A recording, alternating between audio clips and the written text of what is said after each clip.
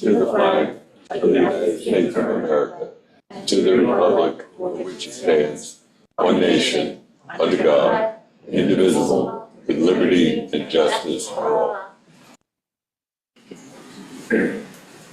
Hey, Amber, I have a quick question. Last board meeting, you guys went to great length to obscure the fact that the town attorney resigned.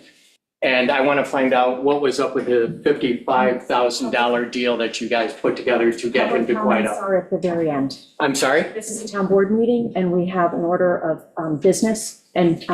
Yeah, this should have been addressed at the last town board meeting. Be it resolved that the town attorney has hereby ratifies an agreement with Stephen Kiley and accepts such resignation. You guys went to great length to board this, to bury this inside of this. Why did you guys cut him a check for $55,000? Sir, excuse me, sir. You are out of order. You are interrupting a public meeting. No, they went to great lengths to bury this inside of the meeting.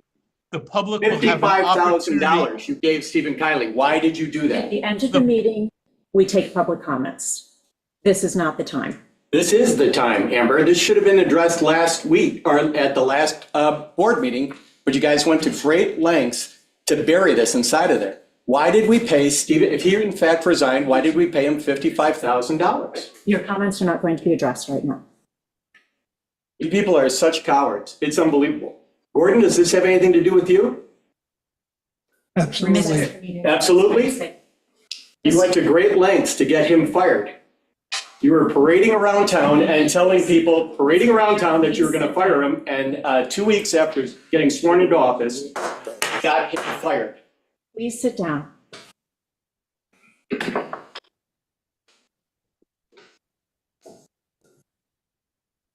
Amber, is there any correspondence? Yes. Received 2 letters, one from Susan Bender, Nina Dunnell, Danielle Puzzano, Peter Puzzano, and Doug Knight regarding the new dock law and opposition to the new dock law. We will read those when we have the work session on, so that we can read those. And actually, I take that back. We should be reading them into, it's closed, but we should be reading them into the public record. So actually, we do need to read them. Dear town board members, thank you again for your time and attention to the December 16th hearing on the proposed changes to the dock code. Like you, we love Shelter Island. It's our family home. Our parents purchased their property 60 years ago, and that property included a beautiful dock. The dock has been the centerpiece of our years on Shelter Island. So far, 4 generations have fished, swam, boated, stargazed, and gathered for a family time on end. It has always been and remains very important to us. Our 80-plus-year-old dock has been placed by the new code in an unsuitable location, Section C. We are concerned. This new law prohibits us from repairing any damage caused by natural disaster, and the damage exceeds 50%. We want to be good stewards of our property, hold on to its history and ours for generations to come. We encourage you to oppose this new proposal and find a solution that will address the community's concerns as discussed in Monday's meeting. From Susan Bender, Nina Dunnell, Danielle Puzzano, and Peter Puzzano. And from Doug Knight, an open letter offering written testimony opposed to modifying the dock code as preliminary presented in the hearing for proposed changes to Chapter 53 during the regular December 16, 2024 town board meeting. As registered civil engineer and a former town board member and planning commission chair, I am intimately familiar with the enacting new or modified building code provisions as well as legislating policy. Unfortunately, the changes to Chapter 53 docks is perhaps the most repressively written building code I have ever encountered in my more than 16 years of civic service. One could almost describe as roadblock legislation, wherein it has been expressly crafted to prohibit or quash citizens' simple extensions of their very basic but significant rights to use their waterfront property as entitled and expected. If enacted as written with specific code provisions dedicated to arbitrary prohibiting docks will, within wholesale and unjustified areas deemed unsuitable, It will without a doubt be interpreted as taking and one that will mobilize myself, our family, and all affected neighbors against the town. Our family has been a member of the Shelter Island community for 7 generations, as owns significant woodland acreage and beachfront along West Neck. Since the 1890s, we have been model stewards, choosing to keep the shore in abutting land in its natural state wherever possible. The entire northwest side of the island remains tranquil and largely undeveloped due, in part, to the actions and decisions of our family to only build structures where absolutely needed, and only for family members' habitation at that. And this philosophy also extends to docks. In fact, the 1,900 square foot of family-owned shoreline for the feasible future, we have plans to construct only one dock. Certainly, we will never be the ones to change the character of this side of the island, unnecessarily developing it for profit. So why, after 130 years of responsible stewardship, should we be penalized and our rights to build a single discrete family dock be stripped away from us? There's no rational reason. Preventing dock construction in this area certainly isn't based upon lack of sustainability created by adverse tidal currents, wind patterns, or any other detrimental weather, or existing God-given geomorphology. Let us not forget the history at 31 Nostrand Parkway was weathered all matters of threats throughout my own lifetime and even that of my grandfather's, whom at one time was the co-owner of this dock with the Weber family. But the big dock survived 100 years more, presented with the WMAC so-called unsuitable Area C with other docks nearby, sustaining the test of time, then how are future docks in the same unsuitable location somehow now deemed untenable? What clear and undeniable existing threat to docks exists now that hasn't already occurred for the past 100 years. Climate change in itself is not a threat to docks, it's a threat to tenable life upon the island. If we are going to continue inhabitant to docks, that's a threat to tenable life upon the island. Oh wait, sorry, skipped one. Inhabitant. Our beloved island, the next 100 years will require streamlined permitting for seawalls, bulkheading, jetties, groins, and docks, all of which will serve to fortify the shoreline by disrupting wave action.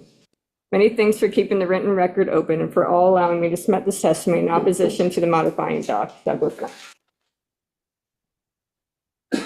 Before we move on to the resolutions, is there anyone who has a question about any of the resolutions that are on the agenda? Just the resolution, we can't just come up with. Just the resolutions. The public part is at the end of the meeting. Yeah. Yeah. Anyone on Zoom who has a question about the resolutions? Okay. Albert, do you want to get us started? Which resolutions are you talking about? The resolutions that we're about to read. Does that involve the Gardeners Bay Country Club? No, that's a public hearing. All right, thank you, thank you. Sorry to interrupt. No problem. Albert, do you want to get us started?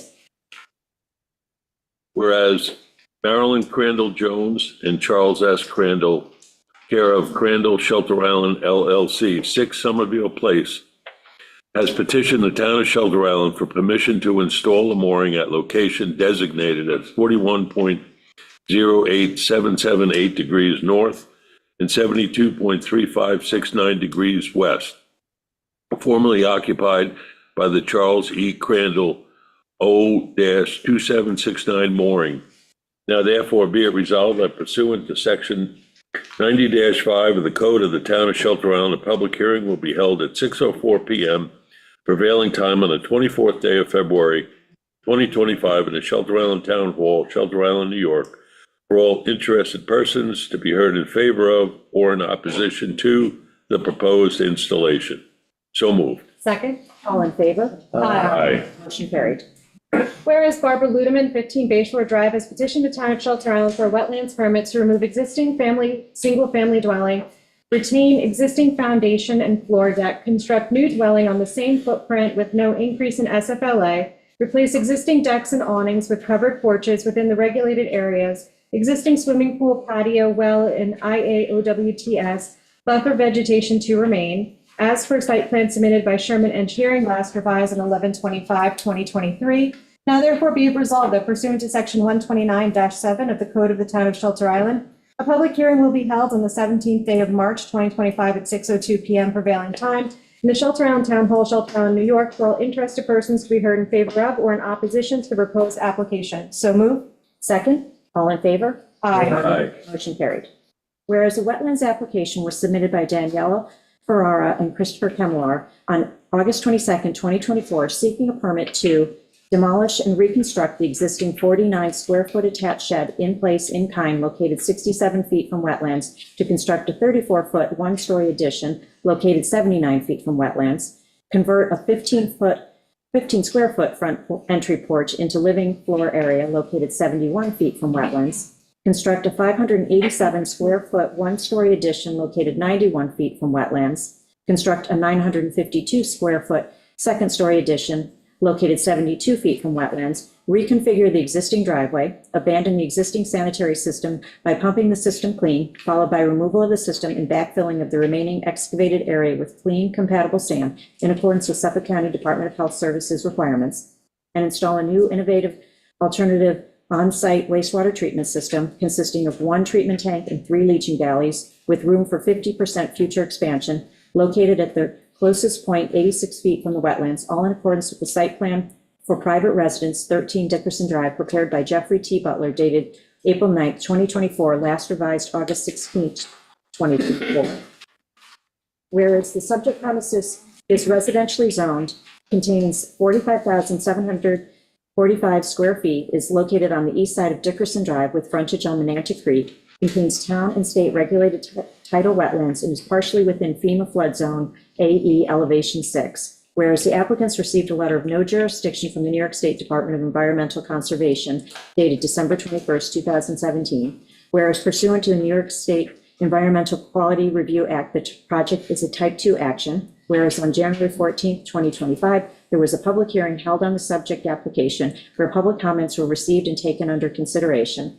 Whereas the subject application was referred to the town's environmental analyst, the Conservation Advisory Council, and the Planning Board, and the reports therefrom were dated November 2024, December 6, 2024, and December 11th, 2024, and respectively, and taken into consideration.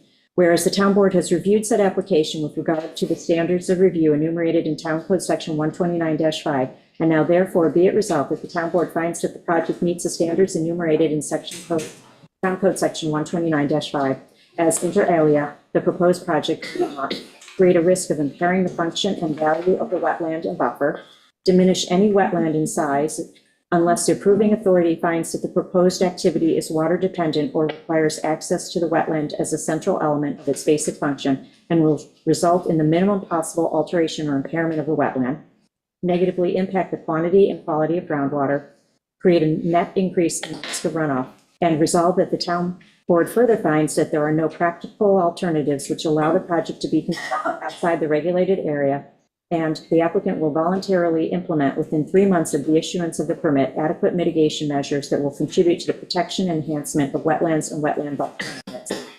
Resolve that the town board hereby approves the issuance of a wetlands permit to perform the proposed demolition, construction, reconfiguration, and installation at 13 Dickerson Drive, Shelter Island, as shown on the site plan for private residence 13 Dickerson Drive, prepared by Jeffrey T. Butler, dated April 9th, 2024, last revised August 16th, 2024, subject to the following conditions. 1, prior to the commencement of any construction activities, a continuous line of trenched-in wire-backed silt screen, maximum opening size of US Civ number 20, shall be installed per the site plan. The screen shall be maintained and repaired and replaced as often as necessary to ensure proper function until all disturbed areas are permanently vegetated. The wire-backed silt fence shall be a minimum of 14-gauge wire with a 6-inch mesh spacing. The 36-inch post must be driven a minimum of 16 inches into the ground and set no more than 10 feet apart. Silt fencing shall be recessed by trenching 6 inches into the ground. 2, the existing disturbed portions of the vegetative buffer shall be restored to native vegetation in accordance with the proposed native plantings plan for Damon Kemlar, prepared by N Consultants, received January 9th, 2025. A final wetland inspection needs to be applied for and obtained upon completion of all permitted activities. In the event that the town or their designee determines that the property is not in compliance with all of the terms and conditions of this permit, the applicant will need to submit additional applications for a final wetlands inspection. 3, the town board reserves the right, by itself or by a designee, to require additional native revegetation and/or other restoration measures in the event that upon final inspection, a finding is made that the goals of establishing a contiguous, healthy cover of native or natural vegetation within the designated revegetation areas has not been achieved. 4, no fences are permitted seaward of the landward limit of the vegetative buffer. 5, the storage and overwintering of docks, ramps, floats, boats, and/or other watercraft within the vegetative buffer and adjacent regulated area are strictly prohibited. 6, any soils which are excavated from the site during construction of the foundation, swimming pool, or other accessory structures which cannot be utilized for the purposes of IAOWTS elevation or backfill of an abandoned septic system consistent with Suffolk County Department of Health Services requirements shall be exported off-site. 7, any work or disturbance and storage of construction materials shall be confined to the limit of clearing and/or ground disturbance shown on the approved plans. And 8, prior to the issuance of a certificate of occupancy, the town's environmental analyst, upon written request from the applicant, shall conduct an inspection and advise the building department as to whether the above conditions have been satisfied. So moved. Second. All in favor? Aye. Motion carried. Good, you got that. Sports today. Yeah. Whereas the town of Shelter Island has created a voluntary community housing board, CHB, to help assist the town in addressing the need for affordable housing on Shelter Island. And whereas the CHB, after diligent work and review in consultation with the town board and outside counsel, has developed a request for qualifications, RFQ, seeking submissions from firms interested in performing development services for design, construction, leasing, and management of 10 residential rental units at 3 different locations on Shelter Island. And whereas, as set forth in the RFQ, a copy of which is attached to this resolution, it is anticipated that the CHB will be the primary liaison between the town of Shelter Island and those offerers bidding on the project, and will have limited authority, quite a lot of edits, to act on behalf of the town of Shelter Island as set forth in the RFQ. And whereas the town board of Shelter Island wishes to grant such limited authority to the CHB as set forth in the RFQ, while retaining ultimate decision-making authority as also set forth in the RFQ. Now, therefore, it is hereby resolved that the town board of Shelter Island has determined that granting such limited authority to CHB is in the best interest of the town of Shelter Island, and further resolved, the town board of Shelter Island does hereby designate the CHB to be the primary liaison between the town of Shelter Island and those offerers bidding on the project, and hereby confers upon the CHB the limited authority to act on behalf of the town of Shelter Island as set forth in the RFQ, subject to the town board of Shelter Island retaining ultimate decision-making authority as also set forth in the RFQ. So moved. Second. All in favor? Aye. Motion carried. Be it resolved, the supervisor is hereby authorized to sign any and all the documents in connection with the agreement between the town of Shelter Island and Leventhal, Mulaney, and Blinkoff LLP to serve as interim town attorney retroactive to January 8th, 2025. So moved, sorry. Second, All in favor?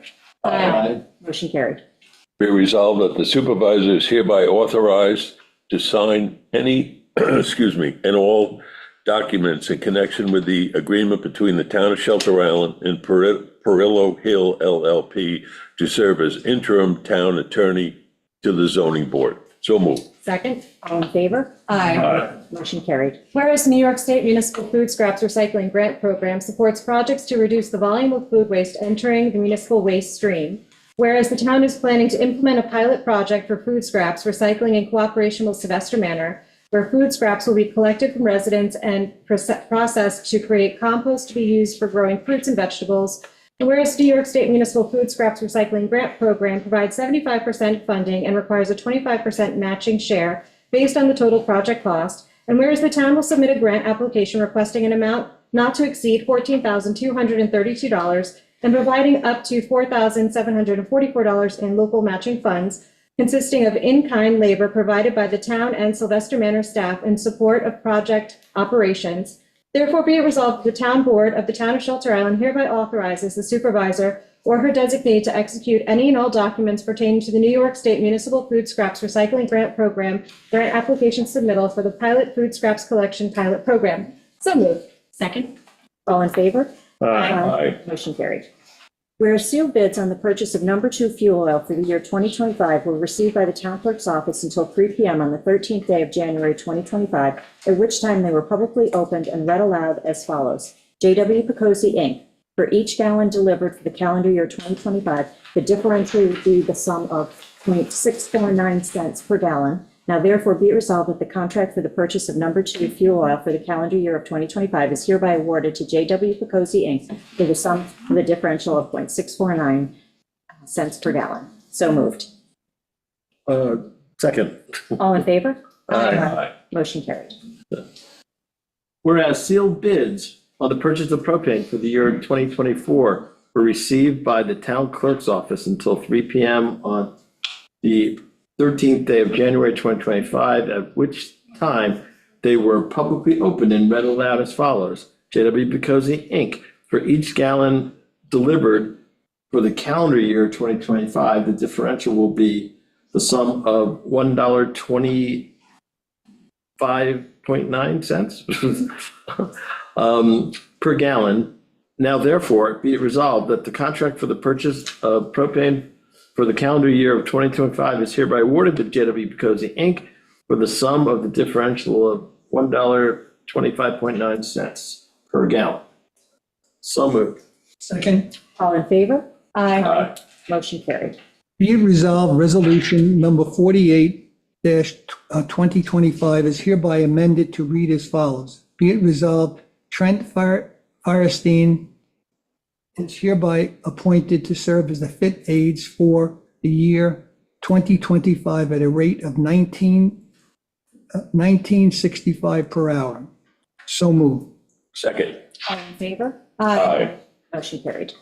Be it resolved that Alexandra Bender is hereby appointed to serve as fit aide for the year of 2025 at a rate of $19.26 per hour.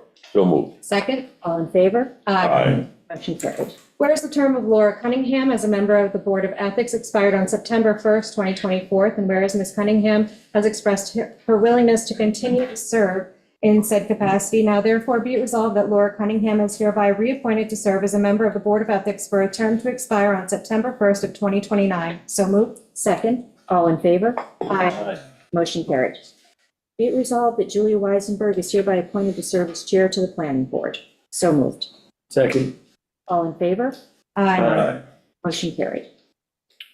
Whereas Reed Karen has met the civil service requirements for principal building inspector, now therefore be it resolved that Reed Karen is hereby appointed as principal building inspector to be paid as per the 2025 budget. So moved. Second. All in favor? Aye. Motion carried. Whereas Brett Polchek has met the civil service requirements for a senior building inspector, now therefore be it resolved that Brett Polchek is hereby appointed as senior building inspector to be paid as per the 2025 budget.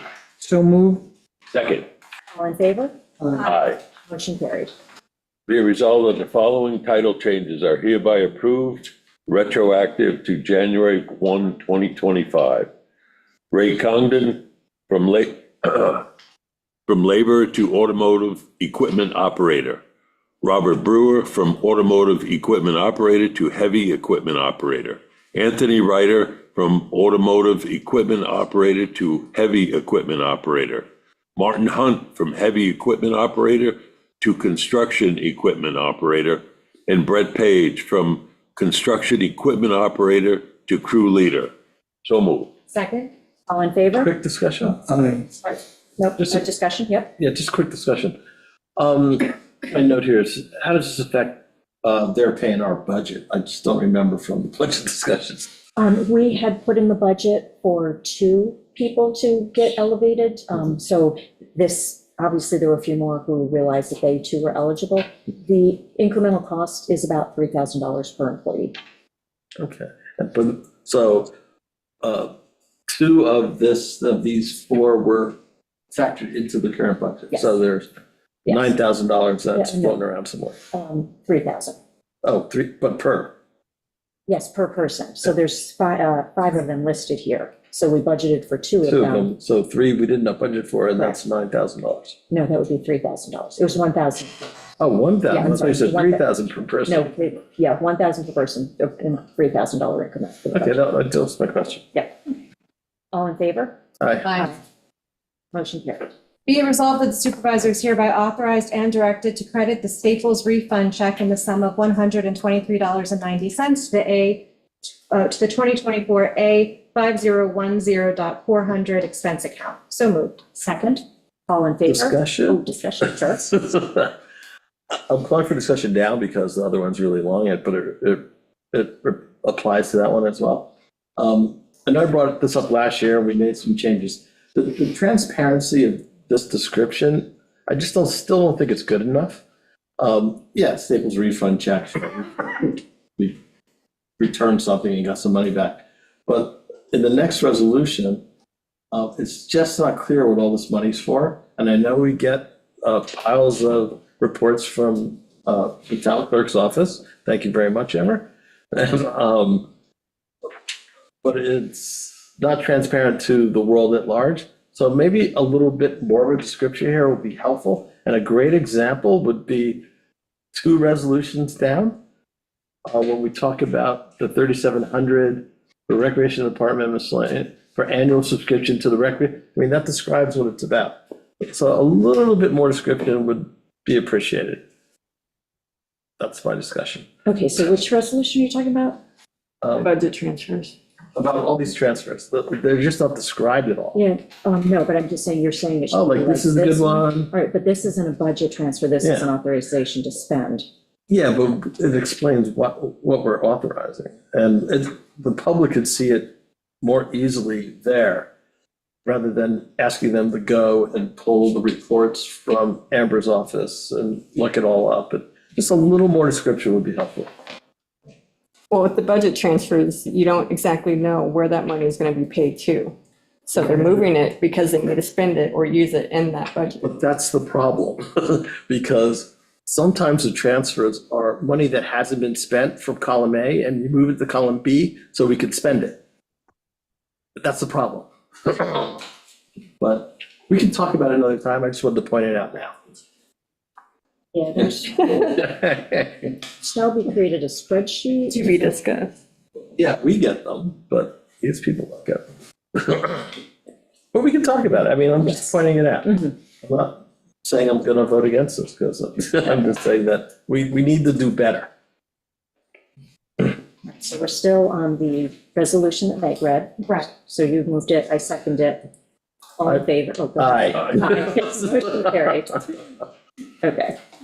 Right, the next resolution, as Ben started to point out, is be it resolved that the following 2024 budget transfers are hereby approved, and they take up about 2/3 of the page. I'm not going to read all of them because it's too many, but they are available on the town website or by request from the town clerk's office. Supervisor, I'm sorry to interrupt, but I think I heard you say 2024 Yes. budget transfers. Okay, because the agenda that I'm looking at says 2025. Yes, and that was a correction that was made in the most recent draft. Amber circulated Yeah. that earlier Thank you. in the day. Denise? Yes. So yes, 2024 is correct. We are cleaning up last year budget transfer. So moved. Second. All in favor? Aye. Aye. Motion carried. My turn, right? Yes. Be it resolved that the supervisor is hereby authorized. You're this one. Oh, that one. It's a separate. Is this new? Yeah. Yeah, this is all good. Okay. Be it resolved that the following 2025 budget transfer, this is, okay, got it. Mhm. Be it resolved that the following 2025 budget transfers are hereby approved. $55,000 from A1990.400 contingent to A1930.400, judgments and claims. $5,675 from A1620.408, building repairs and maintenance. $1,895 from A1490.409, public works / parks and beaches. $2,630 from A6772.440, nutrition maintenance, and $5,800 from A677.408, senior center maintenance, to new expense code. This is a new account, A1490.416, municipal buildings water compliance. So moved. That's what I'm talking about. Second, All in favor? Aye. Motion carried. I got lost in here. I must have the wrong document as well, okay? But I'm going to assume this is the next one, okay? Be it resolved, the supervisor is hereby authorized and directed to expend, no, that's what you had. No, that's it. That's the right one. That's the right one.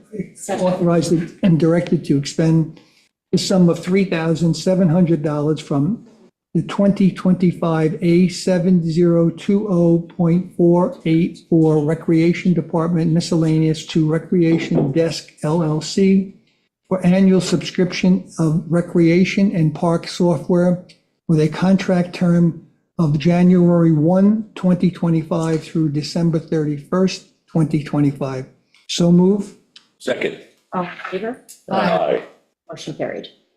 Be resolved that the supervisor is hereby authorized and directed to expend sum of $8,171.41 from the 2025 A3120.491 PD contracts account for the annual subscription of Lexipol with a contract term of January 1, 2025 through December 31, 2025. So moved. Second. All in favor? Aye. Motion carried.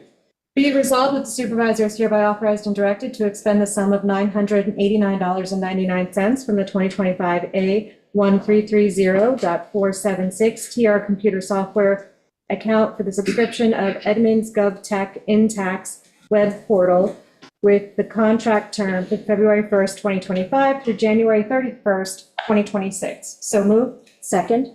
All in favor? Aye. Motion carried. Be it resolved that the supervisor is hereby authorized and directed to expend the sum of $2,625 from the 2025 A1410.484 Town Clerk Office and Miscellaneous account for the annual subscription of Edmunds GovTech with a contract from January 1st, 2025 through December 31st, 2025. So moved. Second. All in favor? Aye. Motion carried. Be it resolved, the supervisor is hereby authorized and directed to expend the sum of $365 from the 2025 A1355.491 accessor support account to Apex sketching software for annual maintenance renewal with a contract term of February 1, 2025 through February 1, 2026. So moved. Second. All in favor? Aye. Aye. Motion carried. Be it resolved, the 2024 general claims number 2402 through 2659 in the amount of $283,297.57, and 2024 highway claims number 336 through 370 in the amount of $92,405.23. The 2024 Community Preservation Fund number 33 through 36 in the amount of $353.42 are hereby approved for payment as audited, and the supervisor or any town board member is hereby authorized and directed to sign the approval for payment of same. So move. Second. All in favor? Oh, do you want discussion? I just, yeah, a question, okay? I don't know what this is. You had a pile of checks to sign Yep, this morning? Those. that's the sum of all those checks. Yes. Okay, for straightening out from that money. Thank you. Actually, you got the 2024 checks this morning. I am in the middle of signing the rest of the 2025 checks, so you'll get those tomorrow. And it goes with the abstracts that we get from Robert. Any more discussion? No. All in favor? Aye. Motion carried. Be it resolved that the 2025 general claims numbered 1 through 84 in the amount of $297,111.40. 2025 highway claims numbered 1 through 8 in the amount of $10,501.06 are hereby approved for payment as audited, and the supervisor and/or any town board member is hereby authorized and directed to sign the approval for payment of same. So moved. Second? All in favor? Aye. Motion carried. All right. We will now recess the regular meeting and open up the first public hearing, and it is on the dredging application. Amber, could you read the public notice? On the application of Alfred Loretto to East Brainerd Parkway to perform a maintenance dredge as per DEC permit, the dredge approximately 23 feet by 39 feet private boat basin and approximately 15 foot by 20 feet shoaling on east side of bulkhead to 4 foot below mean low water, resulting of approximately 100 cubic yards sand silt to be taken to an approved upland source. Do either of the liaisons want to read the report from the WMAC? Yeah. Loretto dredging application, WMAC unanimously approved the application, subject to the following. WMAC requested that the applicant complete the application by adding in the cost and then initialing the change or redoing the application with the requested information and signing the new application. Applicant should provide location for the dredge spoil. And that was done, I believe. Okay. Yeah, I was going to say, we'll open it up to see if there's anyone representing the applicant. Doesn't look like it. So why don't you ask your question and we can follow up, because Amber may. Oh, I was going to say, at the meeting, certainly the first condition was met, which was the cost of the project. I don't remember him giving his location of where he was going to drop the spoils, but I Did you can't get imagine anything that's a back problem. on that? No, we've never required that from an applicant either. Yeah. I can confirm with them. But in general, no one had a problem with that, with this particular project. Yeah, if you Yeah, can state your name for the I record. witnessed that discussion, Bert Wave.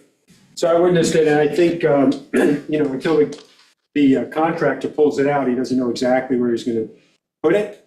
But an upland source, one spot that is approved would be the town recycling center. So that was mentioned, right? Thank you.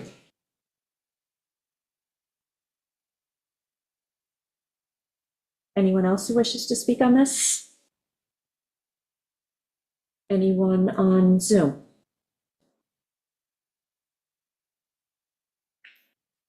Christine, I see we've got two screens of people. So.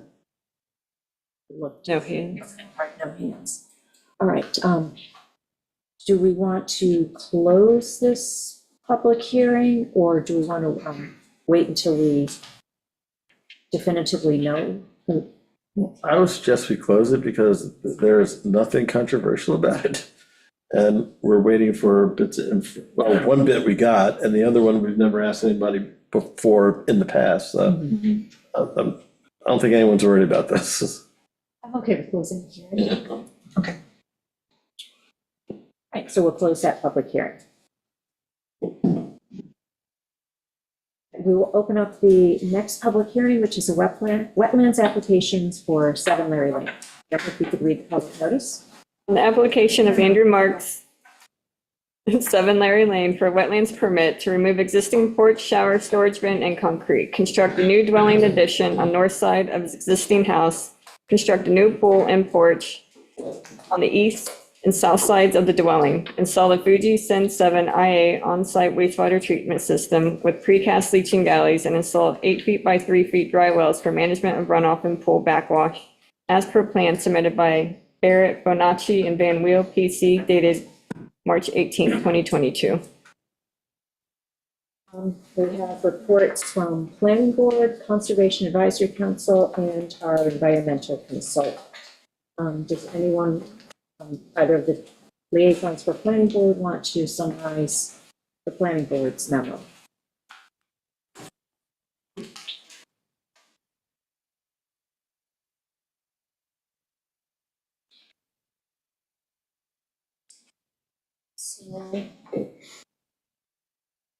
The planning board had the following observations. The landward side of the house between the house and the road is heavily landscaped with mature plantings, retaining walls, and a koi pond. It doesn't seem possible for construction vehicles to access work areas without driving through the vegetative buffer by going around the house, is one of their comments.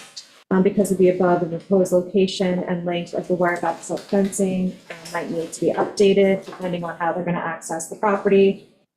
There was a question as to the size of the dry wells for the pool. The code calls for an 8 by 8 dry well. They have 8 by 3, but with depth to groundwater, I understand why. And then stormwater recharge dry wells. They had questions about the size of those as well. And then their recommendations were that the slight reduction of structure in the vegetative buffer and the installation of modern IA system are pluses. Their main concern is access to the construction site for the sanitary, swimming pool, and deck work. They would like the contractor to seek a separate temporary access from Larry Lane, or to provide more specific details on how the vegetative buffer will be affected by any damage and how they'll mitigate that. And then they recommended looking at the dry wells and making sure that they're properly sized, and then maybe a staging plan for the construction. But with those considerations, the planning board recommends approval of the application.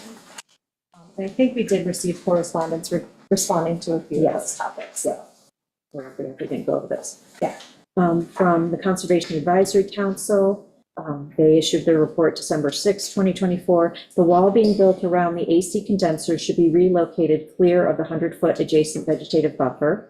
2, identify the type of fuel that is in the fuel tank by the proposed pool backwash.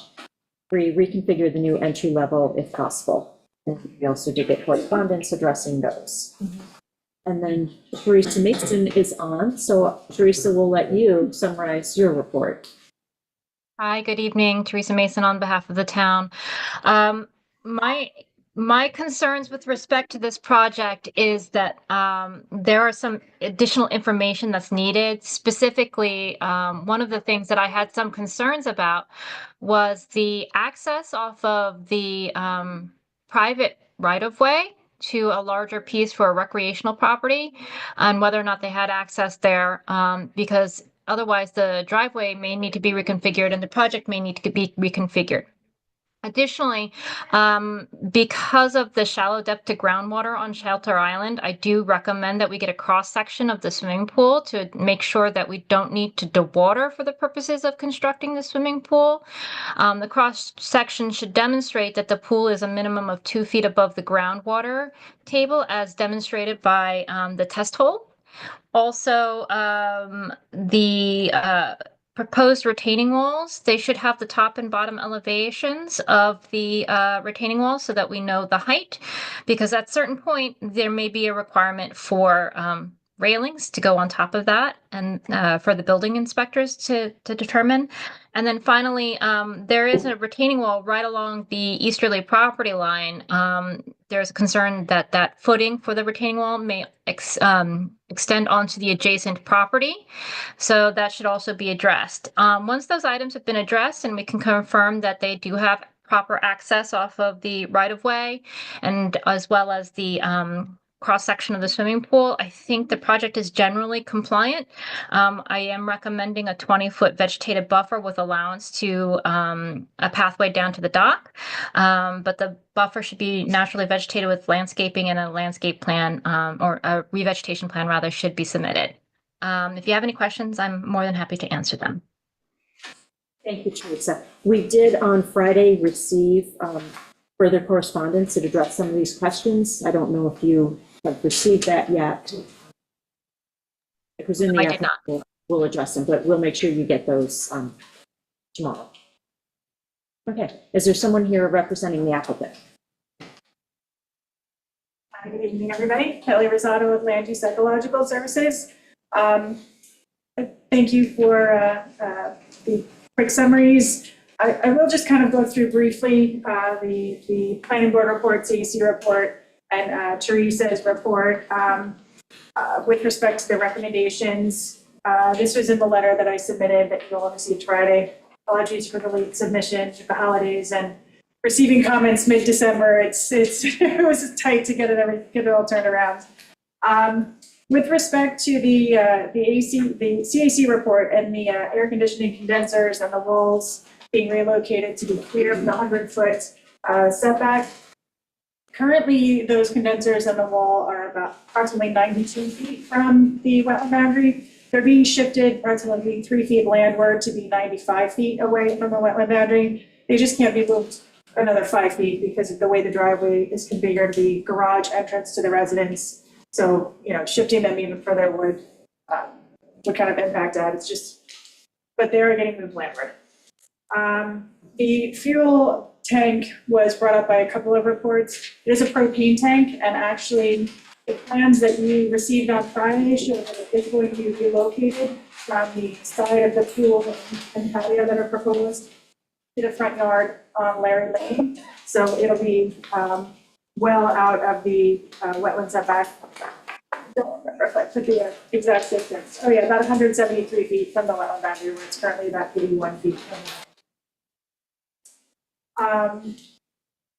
there was a comment about reconfiguring the addition, and the same thing with the house layout the way it is.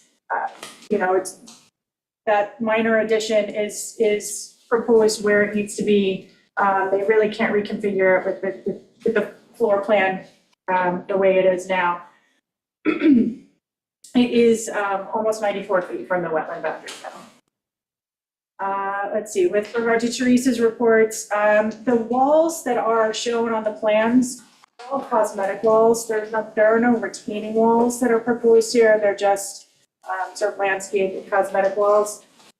With respect to the one on the eastern side of the property, the way it's shown on the site plan, that width is the footing width, which is the largest width. So it demonstrates that it won't cross over the property boundary. It will all be contained on the site. I did provide a schematic of a pool cross-section. Pool is less than 5 feet deep and is located in an area where the ground elevation is between 10 and 11 feet with groundwater at approximately the elevation 2 roughly. So there's about 5 or 6 feet of clearance between the bottom of the pool and groundwater. Same thing with the pond. There is a schematic section, the koi pond that's proposed, which is over 100 feet from the wetland boundary. It'll be only 3 feet deep, similar to the ponds that are there now. It will be lined so that it'll definitely be, more than 2 feet above groundwater and lined. Regarding the access and the driveways, since the site was developed, the driveways have always been off of that right of way. They've never been off of Larry Lane. It's just well beyond the scope of the project to reconfigure everything with respect to this. The submission on Friday did also include landscape plans showing actually a 25-foot buffer to the wetlands that will be naturally revegetated with, I believe it was switchgrass and blue stem in that area. And that existing vegetation that's in there obviously won't be disturbed. As far as the construction access, so one of the elements of the project is a reconfiguration of the front yard between the dwelling and Larry Lane. So the existing walkways and koi ponds, they're proposed to get removed and reconfigured, reconstructed. So the access for construction of all the remaining, the pool, the patio, the IA system, that'll all be done once those existing structures are removed. Then there'll be the equipment and access point will be between the house and Larry Lane till those structures are built. Then the last thing that'll get done over in that area is the walkway and the koi pond. So there's no need for any equipment or machinery to go between the house and the wetland. I just wanted to clarify that. And the addition would be, it's right off of the existing driveway, so the access would be right from there for material to construct the addition. Let's see. With respect to the dry wells, and the stormwater management, the stormwater was calculated and dry wells proposed for the proposed addition and then one for the pool backwash. For the pool, given where the IA system is proposed, there really isn't space to move that out of the 100-foot adjacent area because that's where the IA system is going. So they put it as far landward as they could away from the wetland. And as mentioned before, with the elevation of groundwater, we can't get an 8-foot depth and still make clearance to groundwater there. And then, like I said, the other dry wells will cover the managed stormwater from the existing, or the proposed addition, sorry. I don't know if it's, if they're supposed to be managing from the entirety of the house that's already there. But I just want to point out that given the configuration of everything on this site and, with respect to the IA system and what's proposed, I don't think we could really put stormwater management to cover the rest of the house unless we do it within that 100 feet between the house and the wetland. So I do think with what we've added, there is a trench drain on the driveway that is directed to a proposed dry well between the house and Larry Lane. And they are adding a 25-foot, wetland buffer to help filter runoff. So hopefully all of those things will be adequate for drainage. That's my very brief summary of all the comments and questions. So if you have any questions, I'm more than happy to answer them. Thank you. Thank you. Does the town board have questions? No, I thought they were answered satisfactorily. Thank you. Thank you. I do have Just a couple. One is for the proposed dry well for the pool. You're pulling out a leaching pool for the abandoned septic system. Could you move the proposed the pool dry well over to that location? Let me just look and see. I know the dry wells do have to meet a certain setback to Texas. You do, the leaching field, so I don't know. Okay, I wasn't, it's 10 or 20 feet setback. And then to lessen the proposed addition for the entryway, could that be shrunk a little bit? I see it's like 19 feet by 7 feet 9 inches. Could you just pull it in a little bit? Because looking at the floor plan, it looked like you might possibly be able to shrink that just a little bit so you could pull it in away from. I mean, the addition is, the existing house is closer to the wetland, so the proposed addition really doesn't change any wetland setbacks. It doesn't decrease the minimum wetland setback here. And, to pull it outside the 100 feet would essentially, cut it in half or more. And then with the entry that's in there, I don't even know if that would work. So, I mean, Can I just show you one thing? Because I'm looking at this plan. It does go all the way to the wall here. So it's showing, like, here's the indent, and then it's flush with the wall here. But when I'm looking at the floor plan itself, like here it's showing that it's flush. Here it is showing that it's brought in. Oh, I did not catch that. Those floor plans. So- Yes, so, So if this is actually, then we've at least picked up, you're lessened right. the intrusion into the adjacent regulated area. I will have to look at that, I'll be honest. I see that the dimensions are the same. I'm not sure unless, yeah, I will have to look at that, actually. If that is a shift, yeah. Yeah, I mean, this would be preferable because it does look like it brings it back just a couple of feet. Right, right. So if we're at 93 feet, then you're at 95 feet. Okay. All right, yeah, no, we'll take a look at that for sure. Thank you.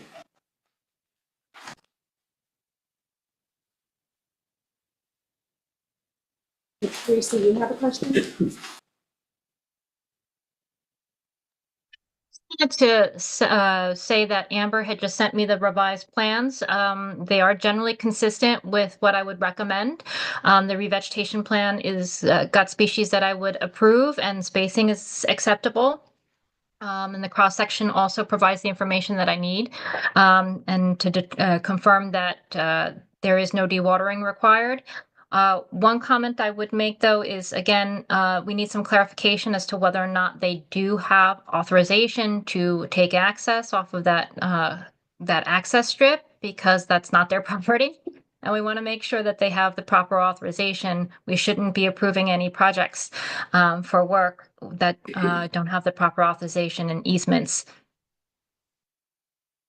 I would just assume, since their driveways are and always have been, that there's no other way to access the site. So I will look in to see what documents they have, but since the site was developed, their driveways have always been there. So it would be odd if they don't have some sort of authorization for that. And if I know this project also went to ZBA, I would have also assumed that would have been looked at that point, but I'll double check that as well. Before I open it to the public, anything else from this table? Anyone in the audience who wishes to speak? Come on up.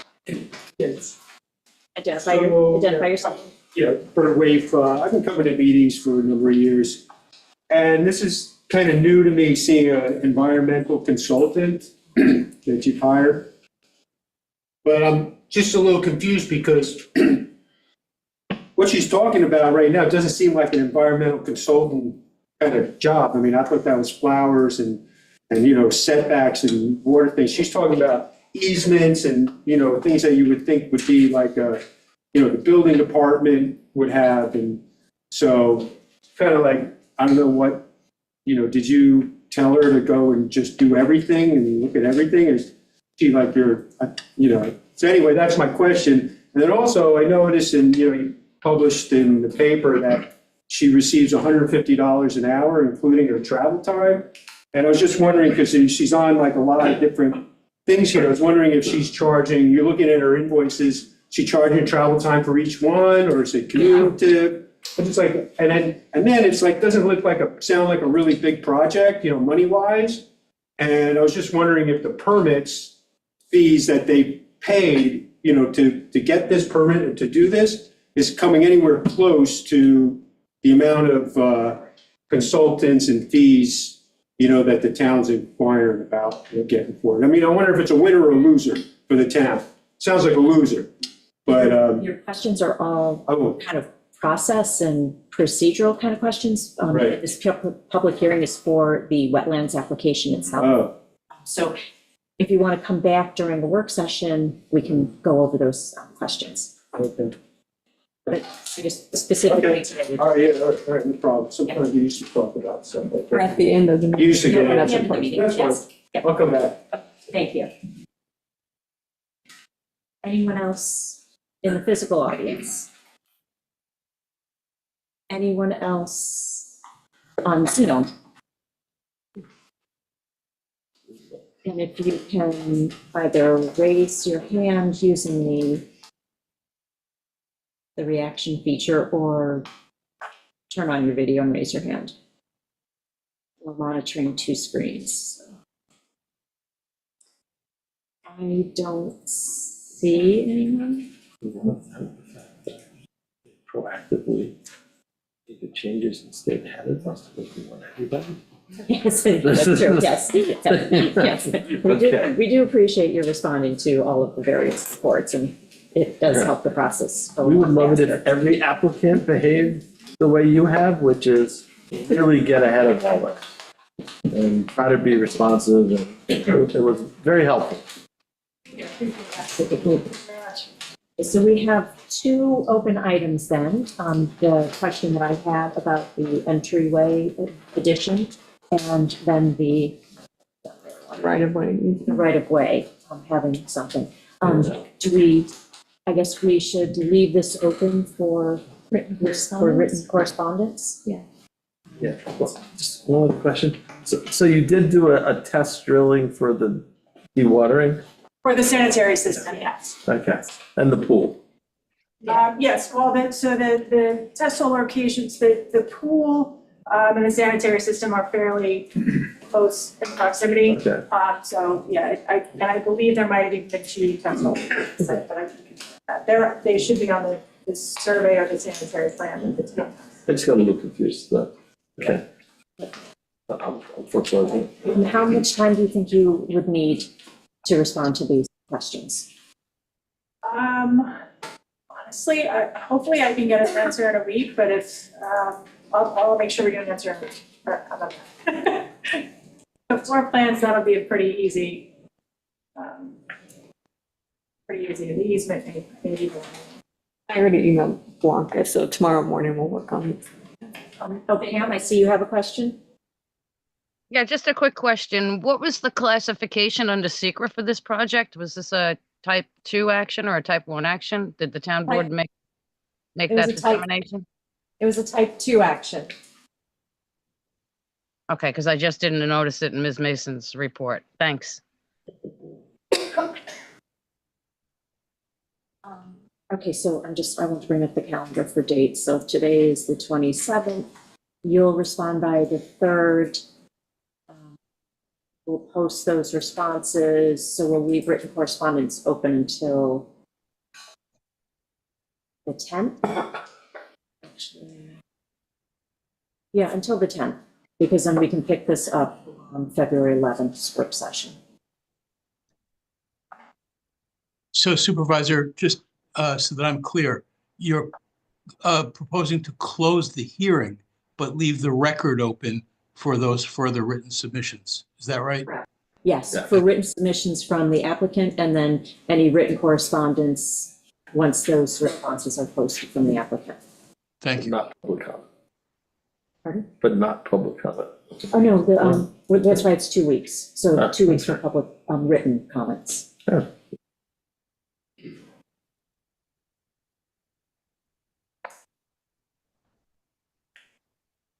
We will close that public hearing then, except for written correspondence until February 10th. Thank you. Thank you very much. Have a good night. Thank you. You too. Okay. One more. We will open the public hearing on the wetlands application for Lumley. Application of Mark Lumley, 8 Margaret Drive for wetlands permit for renovation of and additions to existing family dwelling, first floor footprint to remain and modify second floor. At living space to accessory building, replace existing conventional septic with new IAOWTS as per design plan submitted by Sherman Engineering dated August 24, 2023, and architectural plans submitted by London Architecture and Design dated July 1st, 2024. All right, we have reports from the planning board, CAC, and environmental consultant. Yeah, planning board one there. Yep. Can I get the planning board? All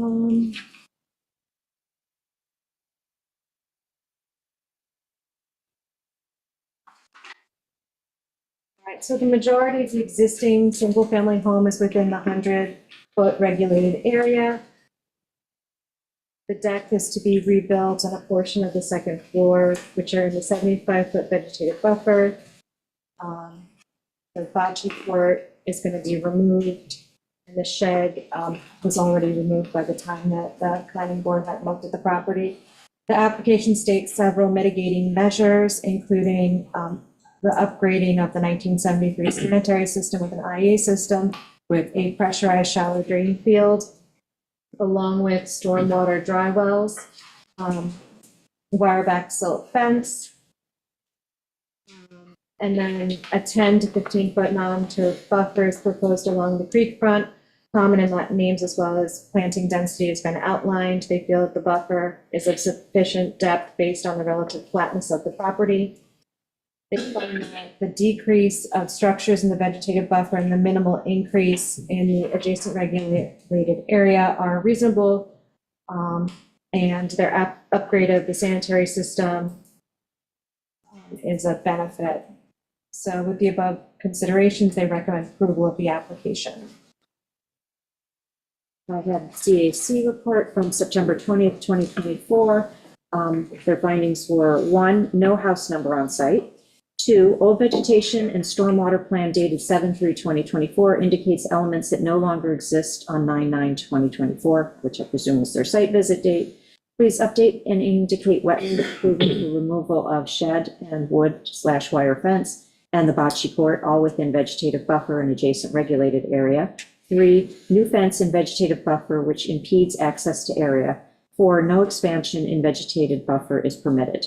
And then voted to approve the application. Teresa? Good evening.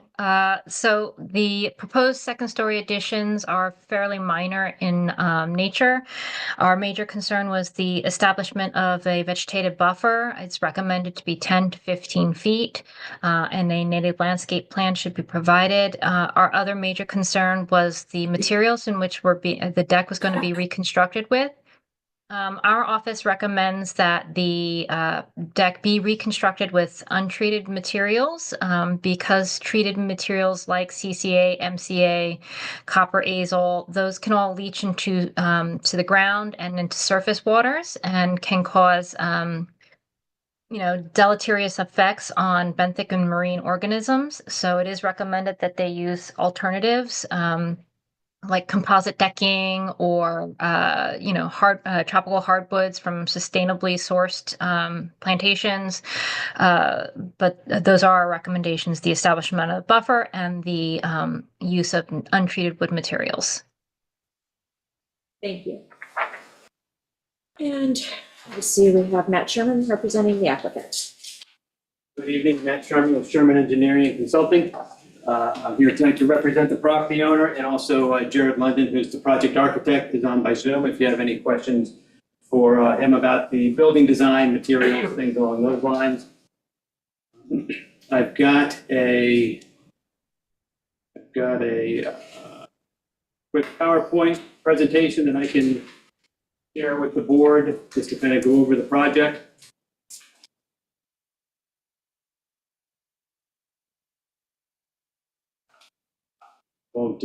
I won't go into too much excruciating detail on it, but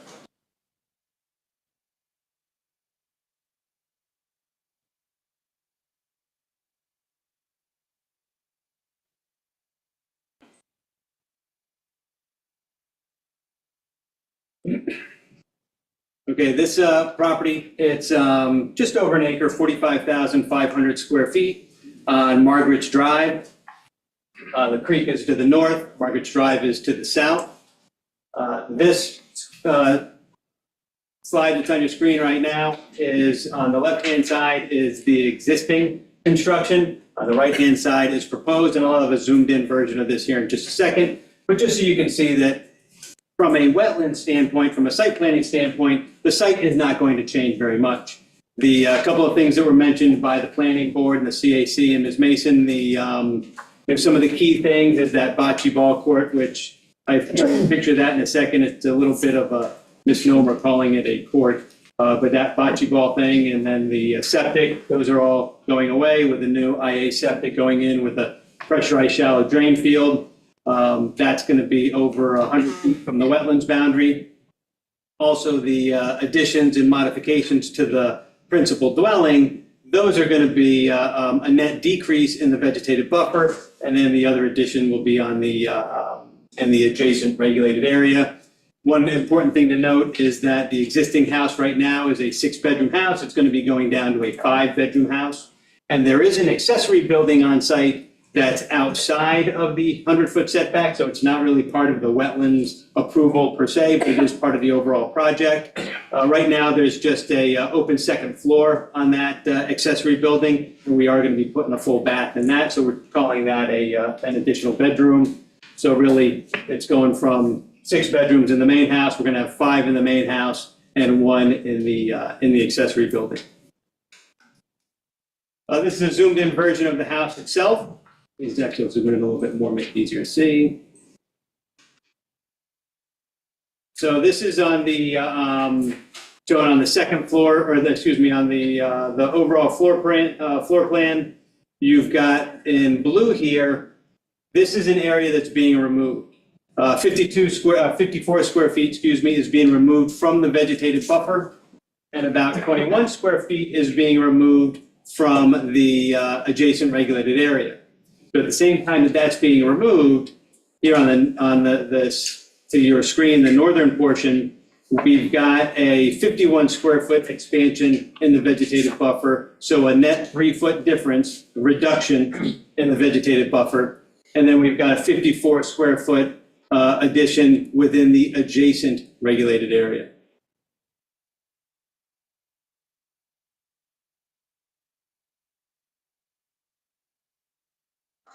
Okay, this is the first floor plan, where we've got a couple of bedrooms, living room, dining room, kitchen area. And on this screen, you can see, let me use the pointer, this line here is the 75-foot wetland setback, and this line here is the 100-foot wetland setback. So, then these drawings are the same drawings that you have in your wetlands application package. So you can see that, yes, the majority of this building, the vast majority of it, is within the regulated area, within 100 feet of the wetlands boundary, with a small portion of that being within the vegetative buffer, that first 75 feet. This is the second floor. Again, there's that area right there where the area is being removed. And then this is a covered porch or a covered first floor area. And then this is the deck that's being talked about that's going to be reconstructed as it currently exists. This deck here is going to be reconstructed within the vegetative buffer. This is that accessory building I was telling you about a second ago. First floor is just a 2-car garage with mechanical room, storage area, and then stairs going up to the second floor. And then the second floor is going to be basically one large room with a closet and a little walkway into a full bath. That's outside the regulated That's area? outside, it's over 100 feet from the wetlands boundary, yeah. So the elevations as being proposed, south elevation is the top one. The one below is the west elevation. The maximum building height on this building is about 28 feet high. So maximum as far as code is concerned is 35 feet. So you're on average about 25 feet high, 26 feet high, depending where you are on the property, around the building.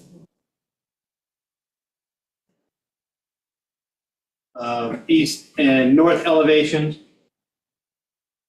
This is the vegetation plan and the overall site plan. As noted by, I believe it was the planning board, we are proposing a 10-foot to 15-foot wide non-turf buffer.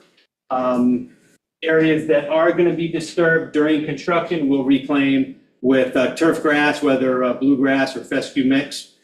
We do have a list of plants on this drawing on the left-hand or on the right-hand side there in green. Those plants are what we're going to be proposing to replant that vegetative buffer, that 10 to 15-foot wide vegetative buffer with those plants. Those do come from the town's list of recommended plantings for this area.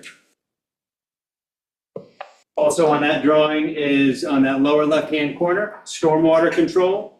So we're going to be capturing for a 2-inch rainfall for the entire building, for both buildings. So 100% of rainfall from a 2-inch storm. And just a couple of photographs of the site. on a night day that was a little bit greener than today. This area is looking down toward the dock. This is that bocce ball court that I was telling you about. It's kind of calling it a court, gives it a little more credit than it really deserved. The owners had taken out these timbers. You can actually see where they were when I was there. It was probably about a month ago. You can still see the shadow of them on the ground. This is looking back. This is looking back at the house from the dock. On the right-hand side over here is that fenced-in garden area that the CAC had mentioned had also been removed. And just beyond that is that small shed that had been removed as well. And it's looking down the creek. You've got the, obviously, water right-hand side, the property and the adjacent property on the left-hand side. And then looking back at the dock, just to kind of give you a feel for what the wetlands vegetation looks like on this site. So based on our proposed vegetation plan, we'll be coming up 10 to 15 feet from where this turf grass area meets that vegetation. We'll be coming about 10 or 15 feet with town recommended vegetation. And this is just a little bit of a closer version. You can see the accessory building in the background, and on the right-hand side, that small garden and the shed. And that's all I have as far as the project is concerned. If the board has any questions for me, I'll be more than happy to answer. And again, Mr. London's on if you have any questions for the architect. Did we get the question answered as to what the deck would be made of? We're not proposing that. Actually, I'll toss that to Jared because he'll have a better, let me stop sharing my screen here. He'll have a better answer than I will. Yeah, hello, good evening. Using a tropical hardwood would be more than adequate. We'd be happy to do that. Tropical hardwood? Yeah, tropical hardwood, using sustainably sourced Ipe would be nice. Okay.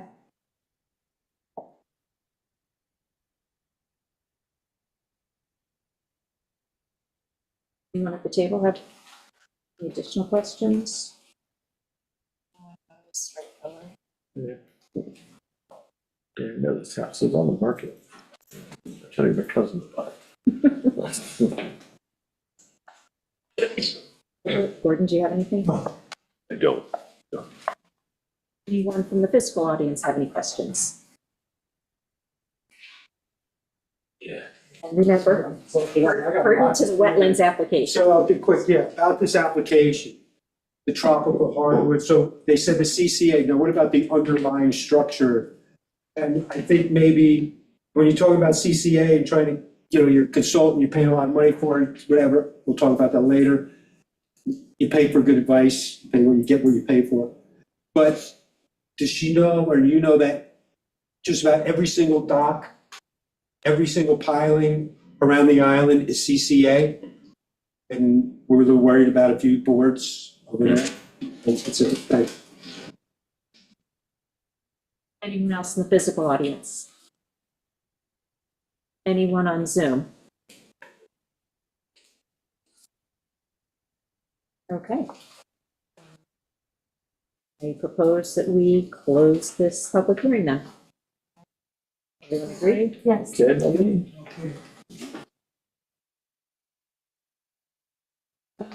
The next public hearing is a wetlands application for 70 Tuttle Drive. On the application of Marina Han, 70 Tuttle Drive for a wetlands permit to remove existing single-family dwelling, cesspool, well, and replace with new. New building to be on same footprint as existing and new subject to be IA-OWTS, further from Cockles Harbor than existing cesspool. New dwelling to be taller and have more square foot living area than existing. Number of bedrooms to remain consistent, as per plan submitted by Sherman Engineering dated July 24, 2024. Okay, Maggie wanted to planning board. I've got CAC and Teresa has her report.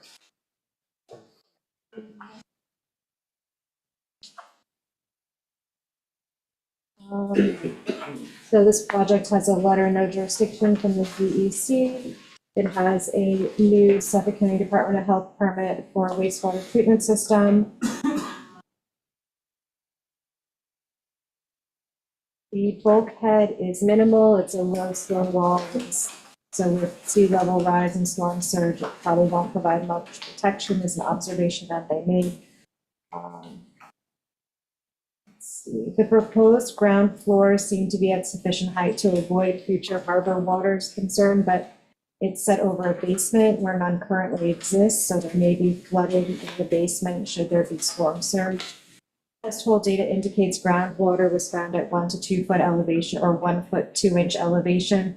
And the top of the basement floor is being proposed exactly 2 feet above that.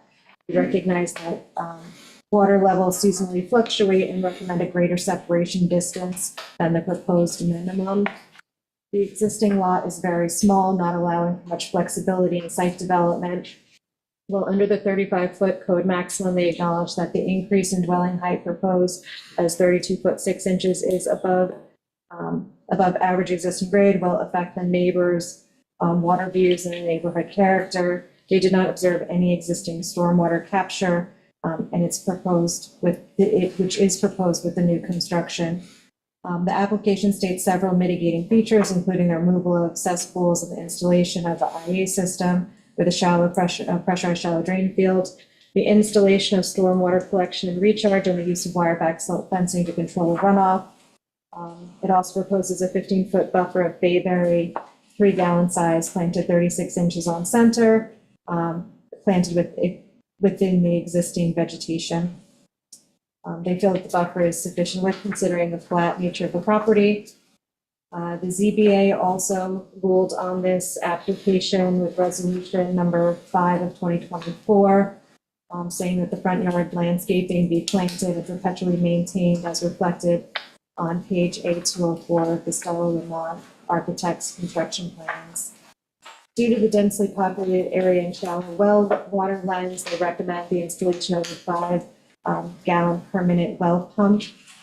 And they recommend that the outdoor shower water be collected and piped to a nearby dry well.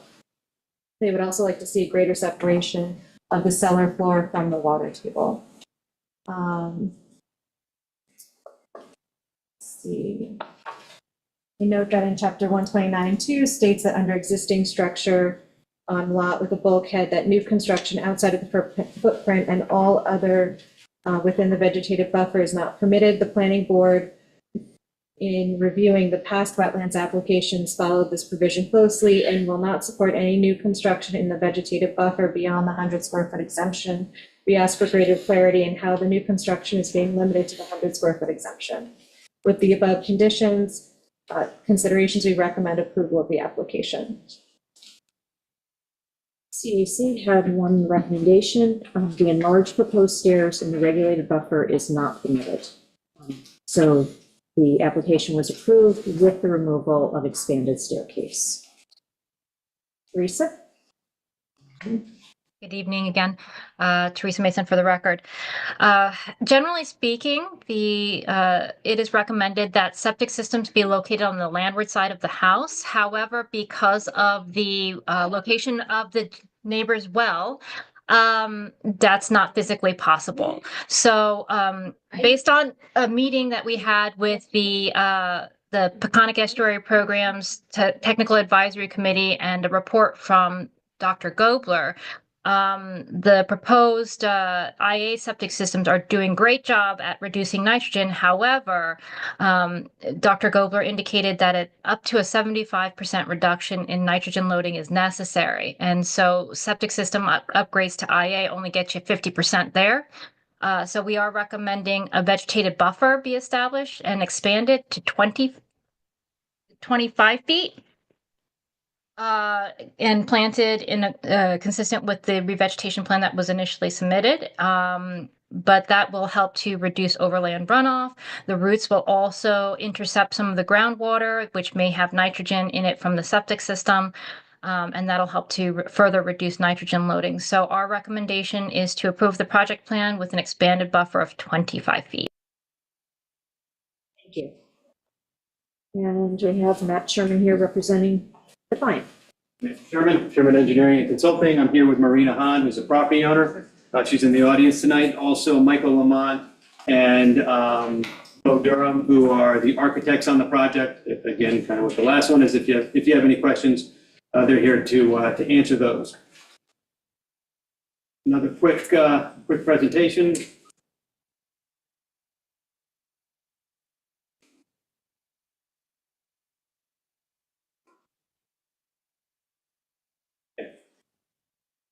This project, it's, out on Tuttle Drive. Tuttle Drive to the north, Cockles Harbor, Yankee Bay is to the south. This is AA zone reverting to single A zone. So in this area, you've got a 25-foot side yard setback for any construction on the site that involves the principal dwelling, 40-foot front yard setback for the principal dwelling. This property is 50 feet wide. So there is zero building envelope on this property. There's just, it's a 25 feet from either side, so we've got a line that goes right down the middle. The house was originally built in 1925, so obviously it significantly predates any of the current zoning codes. For that reason, we went to the ZBA in order to rebuild the house on the existing footprint. The existing house has basically two separate sections. On the one side, you've got a two-story frame section. On the other, you've got a one-story frame section. I'll show you that here in just a second with some of the other slides. But what we've done in order to get more living area, have the house be easier and better for use for the current owner, is basically have a two-story building for the entire footprint of the existing structure. And that's what the ZBA approved. And actually, they have approved it twice. The first time they approved it, you have to get ZBA approval before you go to the health department. We also had to get variances from the health department because of the way the septic was and the water and the well and everything else. Because of the amount of time it took at the health department, we then had to go back and get another ZBA variance. And it was a slightly different plan that the ZBA approved the second time because we had switched designs and basically tweaked a few things enough to justify a whole new hearing and a new process with the ZBA. But this is the existing site that's on your screen right now. This is the survey done by Peconic Surveyors. The mean high water is at that bulkhead, which runs right along here along the southern portion of the property. So everything to the south of that is wetlands. Everything to the north of that is upland. Right now, we've got a existing 3-bedroom dwelling. The proposed dwelling is going to be 3 bedrooms. The existing septic is right off of the bulkhead. It's anywhere from, we did not dig it up because of where it was, but it's anywhere from 7 to 8 feet from the bulkhead to the closest edge of that cesspool. On this drawing, you can see this thick red line that goes right down the middle of it. That's those 2 side yard setbacks. And then that line that comes down just to the southerly portion of the dwelling is your front yard setback. And just north of that, this line, I lost my cursor, this line here is your 75-foot setback. And then this line here out by the road is your 100-foot setback. Again, the existing septic down here by the bulkhead, this is the proposed septic. Again, it's an IA system with a pressurized shallow drain field. And we have moved it as landward as we possibly could. Our well is right up here in this corner, in that extreme northwest corner, so we can't get that any further north off the property. Also, we have other off-site wells and septic that we have to contend with. What's the distance, sorry, between the well and the IA system? From the well to the IA, you're about 65 feet. I think I got that up in a slide here in just a second. The IA to the wetlands, the bulkhead, is just under 34 feet. That's the expansion area. The proposed floor plan, you've got a lower level that was mentioned by, I think, both the CAC and the planning board. In that lower level, we've just got some storage and basically a laundry room. So there's not really any living space in that lower level. On the first floor, we've got a small office, 1 bathroom, full bathroom, and then your small kitchen, a dining room area, and a living room area. The deck that they're talking about, that the CAC had discussed and that the planning board had discussed, is this deck that's off the south side of the house. It's not really a deck, it's more a landing and stairs in order to get in and egress and ingress into these doors that enter into the dining room and the living room area. On the second floor, you've got the 2 bedrooms and a small office. That office is too small to legally be used as a bedroom. And so what we're doing is I'm treating that first floor office, we're treating that as the 3rd bedroom, so that you can legitimately, there's really no arguing that this is a 3-bedroom house. So 2 bedrooms, a couple of bathrooms. And then in order to compensate for the fact that there can't be any deck on the water side of the house, what they've done is they've flattened part of the roof and they've made a roof deck. So it's within the footprint of the existing dwelling. It doesn't expand upon it. We're not going out into the vegetative buffer or the adjacent regulated area at all. And then the other areas on that attic, if you will, is where we're going to have some mechanical equipment in order to provide heat and AC for the building without, again, having to put more units outside in areas where we're already encroaching. Is it a air source heat pump system? Yep. So here we've got a rendering of the building and how it would look if you were on Tuttle Drive looking at it. This is the existing hedge in front of the building that the ZBA, we wanted to keep it and the ZBA wanted us to keep it, so everybody wins on the existing hedge. Some existing trees that are there now and will hopefully we'll be able to keep them through construction. We may have to replant some of those depending on what happens in construction. One of the things that I know Ms. Mason had mentioned on a previous hearing tonight about getting access to the site from your own property. Basically, what we're going to end up doing is demolishing the house, going in, taking out that existing septic, put in the septic first, put in stormwater, and basically work our way back out to the road. So getting access to the water portion or the seaward portion of this property won't be an issue. We won't have to go around and go on to neighboring properties. This is the cross-section of the building. Again, just to give you an idea of how it's laid out. The basement, first floor, second floor, and then this is that third level. I don't want to call it a floor because I don't want to be misleading. This is the area where we've got the mechanical equipment, and then this is that roof deck. This area here, where it's got a slightly higher roof line, that's where we've got the stairs going down. So that's not something that could turn into a 3rd floor at some point because it's a stairway. So that's just to kind of give you an idea. A lot of this stuff was kind of fleshed out as we went through the ZBA. So, these some of this information was basically born of that discussion. This is the vegetation plan.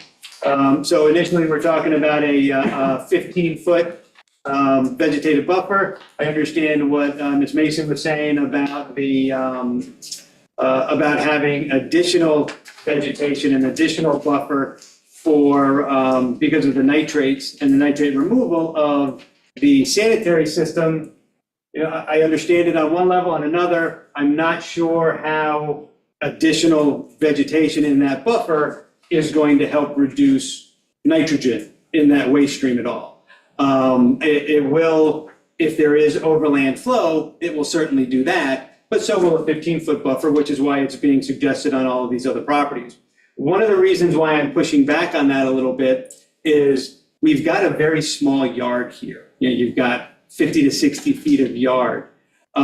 So the more that we have to relinquish to this non-turf buffer, the less that they've got to enjoy as far as a yard. If it's a deal breaker for the board, obviously we'd like to hear your input on that to see what you think about it. But if we could keep it at that 10, 15-foot buffer, we would prefer that. And again, the vegetation that's being laid out in this vegetation plan is all things from the town's list of suggested vegetation for the area. Another thing that had come out of the ZBA discussion is how we were going to park and provide access for construction workers for the property. So this is our property right here.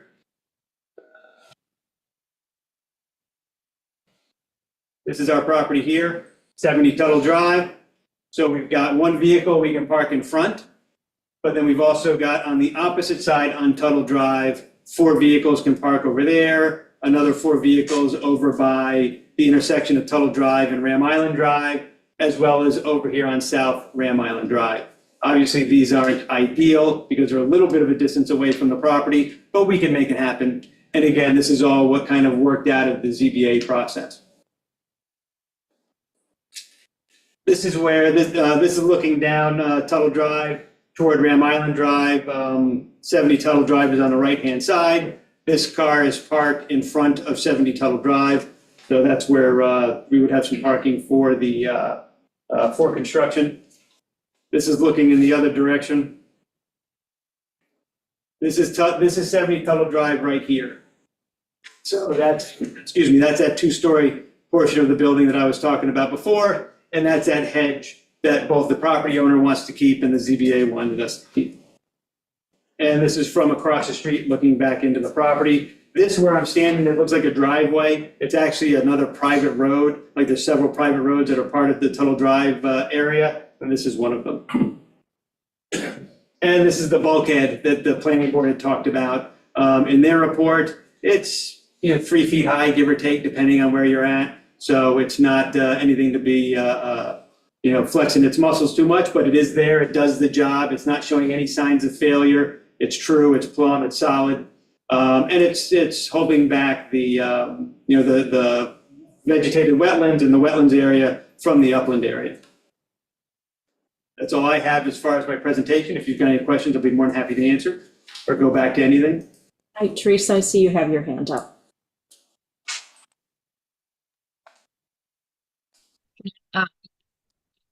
So just a couple of things. We are recommending expanded buffer, and I recognize that this is a very small and constrained lot. However, again, the septic system is going to be 33 feet from the wetlands, right? So we need to do something to try and lessen the impact of stormwater runoff and nitrogen loading, and that can be done by expanding the buffer. 25 feet is what we had recommended, but perhaps we could split the baby and do 20 instead of 15. And then also with respect to the revegetation plan, while Clethra may be on your approved list, that's a freshwater wetland plant. It will not survive well in the wetlands area. It will get salt burned and it will die, and then we'll lose the benefit of those species. So I would recommend in this particular instance something like beach plum or bayberry. Beach plum is very beautiful. It has white flowers that are all along the stem. This is a very attractive plant, so that might be an alternative similar to the Clethra that has the white flowers as well. But it is recommended that some expansion beyond 15 feet of a buffer is established. Thank you, Teresa. Any questions from the table? Is there an existing basement in this building? It's a crawl space. There is some, how tall is the basement? It's not much. It's like a 4 foot, 3.5, 4 foot crawl space. So you're going to be emptying that out to use that space and you're showing a basement here. Everything's going away. So before we start building again, it's going to be a vacant piece of property. So we'll dig down. Foundation. Yep, you got it, right, yeah. And the basement will be how much deeper? Let me see if I got the numbers. And actually, I'll see if I can toss to Jared or Bo, who are on Zoom, because they'll have that information more readily available. And Matt, what's the existing square footage of the building today versus the proposal? The existing house is 1,288 square feet. The proposed house, 2,074 square feet.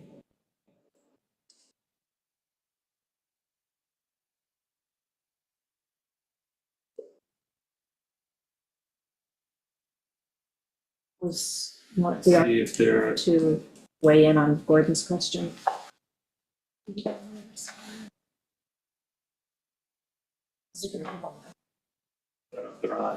don't, Bo Durham is on.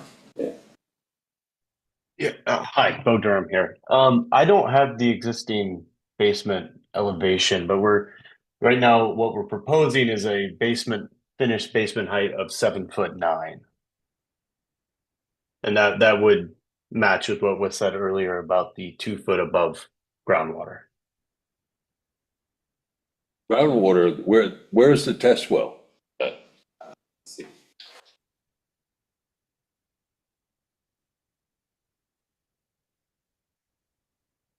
I didn't see it on the plan. It's on the sanitary plan. It's on the sanitary plan, yeah. Yeah, it's right underneath the IA system plug. So it's C1.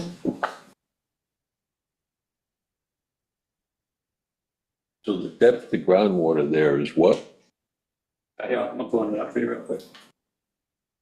Groundwater was encountered at 6 foot 3 elevation. 6 foot 3 inches? No. No, Well, the elevation, but elevation. Groundwater elevation is at about 1.2 feet. It's the grade where the test hole was done was 7.5. They went down 6.3 feet and they hit groundwater. And so groundwater is at about 1.2. When we were doing our sanitary design, let's see. I'm more concerned about the basement. Yeah. Putting in a basement like that at groundwater, that elevation, I don't see how you can keep 2 foot distance, really. I mean, I don't see how you can do it. Bo, you want to jump on that? So we are adding in extra layers of waterproofing into this. We will be having pumps installed in case water does come into the basement. We feel comfortable keeping it at this line. And I think the waterproofing measures we have talked about with the contractor, I think, is kind of above and beyond. And then there would be no finished materials in this space. It is a truly unfinished space for storage purposes. Well, there's a laundry room down there. Well, outside of laundry, everything else would be there is no finishes. The rest of the basement is an unfinished space. You're mentioning dewatering, and that's a concern. No, I didn't mention dewatering. Yeah. You said waterproofing. If you're doing that kind of construction or waterproofing, you're concerned about water coming in, aren't you? But that's not dewatering by any means. To your concern, which is a very valid concern, if groundwater is, let's just for argument make it simple, it's at 1 foot elevation. And the bottom of our foundation is at a 3 foot elevation. So under normal conditions, we've got 2 feet from groundwater to the bottom of the foundation. Superstorm Sandy comes by or something like that, and groundwater and everything else comes up much higher than you would ever typically see it on a more than reasonable basis. You can either waterproof a foundation or you can damp-proof a foundation. Most foundations are damp-proof. If they waterproof it, they've gone above and beyond to try and keep the water out of the foundation. Nothing is perfect. If water does come in during a very significant storm event, they'll have sump pumps in order to put the water out. That's not dewatering. That's only pumping out a flooded basement. No, I know our dewatering is only for putting in pools, but it is nevertheless a concern. Well, and I would completely agree with you if I thought we had to dewater in order to construct the basement. The groundwater, as it's expected, and as it's been seen on this site and on other sites in the general area, is at about a 1 foot elevation. Sometimes it's a hair more, sometimes it's a hair less. It is going to be tidally influenced, we know that. And that tidal influence is in this area anywhere from, we've seen it at 1 foot to 18 inches, possibly 24 inches, sometimes a little bit below 0, sometimes a little bit at about 1, give or take a little bit. So there is a fluctuation in groundwater elevation, which is why we're using that 1 foot elevation and then going another 2 feet above it for that foundation depth. So the concern about water in the basement, 100% a valid concern. The concern about having to dewater, that's also been taken into account. I would ask that with the resolution that I still have a problem with that, whatever. But That's fine. that we have the building inspector look at this when it's under construction. Can we add something so that they need to dewater? That it's got to be verified. That's all. That's fine, yeah, absolutely. Just lay their eyes on it. And Yeah. we're undergoing sea level rise too, Matt, not just a Yes, we are. superstorm. 40 years. And then there's repercussions and implications too. No. Yeah, absolutely. Yeah, I would like the building, but I'm also concerned about the degree of waterproofing. What's that? The degree of waterproofing, I want to make sure it's substantial enough. Makes sense. I'm more concerned about the impact to groundwater and keeping water out of the basement. That's the homeowner's concern. My concern is influence on groundwater. Yeah, no, absolutely, I understand. The other thing I have with one of the drawings, C11, on the top right-hand corner. Property of Han, 1 Tuttle Drive. Tax map number, and then it goes into map of West Neck Knoll, Oh, that's a typo, yeah. 45,000 square feet. Yeah, that's a typo, yeah. Typo or? Yeah, typo, but actually, There's a paste and cut. What is yeah, it? same thing. That is actually the information from the hearing we just had. That's the information from Lumley. All right, I'm just, Yeah, but cut and paste is. so there's no other confusion with the documents that we're looking at. Absolutely. Yeah.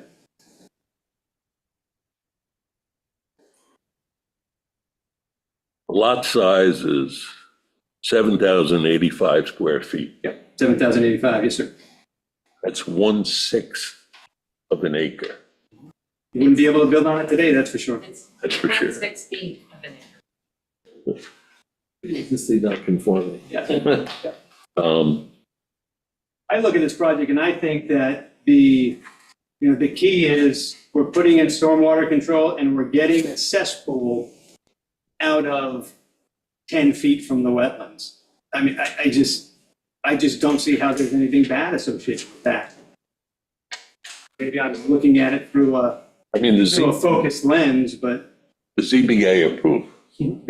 Or you have a 15-foot front yard setback where 40 is required. And you're, 2.5 and 3.5 feet on the side yard setbacks where 25 feet is required. I mean, it's pretty substantial. Yeah, absolutely. The house is there. I just think in your 32 and a half feet, the height of the house. I mean, that's going to look like a fortress wall across the property line from Tuttle Drive. Tuttle Drive's right here, and then they got this massive house. I mean, has there been any attempt to come up with a different alternative? We've looked at a number of different things. The idea of. Can you show us those? I mean, I didn't bring them with me because this was all argued and answered and voted on by the ZBA, so I really didn't think we were going to get into that portion of it tonight. And obviously the board's welcome to ask whatever questions the board feels is appropriate. That level of discussion and that level of analysis was already done by the ZBA. They had asked, why the building's height was as it was. And as a response to some of the ZBA's questions, we actually came back and reduced the height of the building. You were at the meetings, we reduced the height of the building a little bit in order to get back to the original approval that was done a few years ago. So, there was some back and forth done. There was some compromises done. There were some changes to the design made in order to try and minimize that. And you could say, yes, this is going to be a building that's going to go from property line to property line. We're still talking about a 50-foot wide property line. We're not talking about a 100-foot long property line. So I think that needs to be brought into perspective as well. we're talking 3 floors. There's 3 livable floors. No, you're not. Not even the basement. Yeah, No. I mean, the upstairs. It's a deck. It's a deck, yeah. Yeah, it's a livable floor. It's going to be used, right? Okay, it's livable. I mean, it's 3 floors and a basement. If that's the way, if that's the way it should. I mean, I guess it's, I know the ZBA approved it, okay, but now it comes to the town board and we have to approve it as a wetlands application. Right. I'm just asking to see some alternatives to reduce the size. That's all. We I don't think it's have, within, we don't have, especially not from a wetlands perspective, we don't have any alternatives to reduce the size. The building as it's being proposed is the building that we would like to have approved. And if the board feels that it's a decent design and that it can be approved, then great. But there's nowhere we can go with it as far as, I can't reduce the footprint at all. you can reduce the height. I can reduce the, But you reduce the you height a can't little. you can't really reduce the height because though on the backside of the deck of the roof it's a walkout deck, but it would be still the same pitch for the roof. If you were to get rid of that deck, the roof height would still be the same. Matt, the 2,074 square feet, that doesn't include the basement, does it? No, it does not. And we're considering the basement as unconditioned? Right. Well, it does include that small portion of the basement that has the, let me pull it up. That has the laundry room. It does include that, but the storage areas, it does not. No, because the town doesn't I know that. want us to include that, yeah. And how many square feet is that in the basement? It would be about the same as the first floor. Let me pull that up. 100 square feet? Yeah.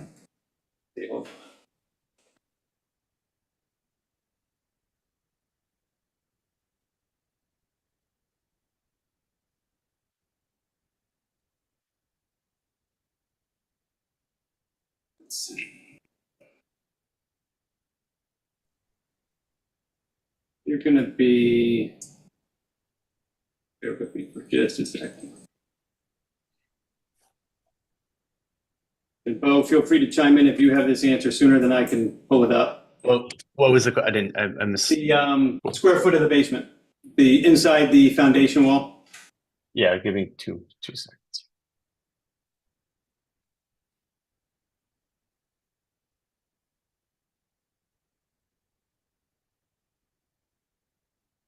So this number would include the stairs, but basement square footage is 900.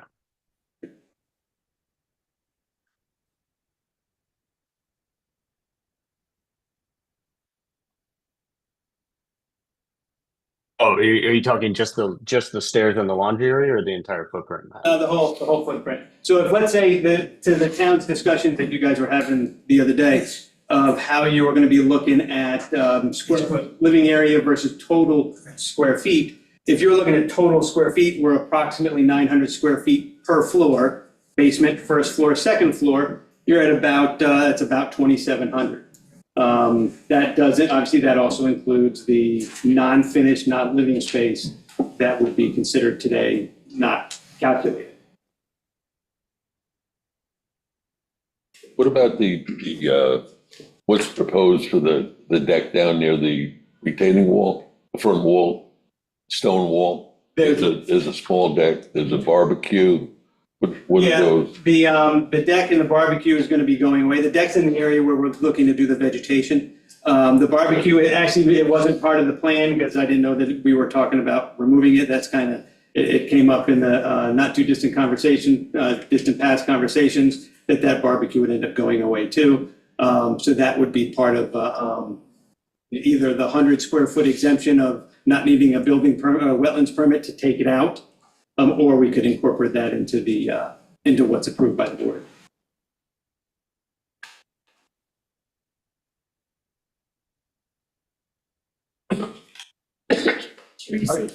Sorry. I was just gonna ask, are you open to Teresa Mason's suggestion about splitting the baby on the vegetative buffer?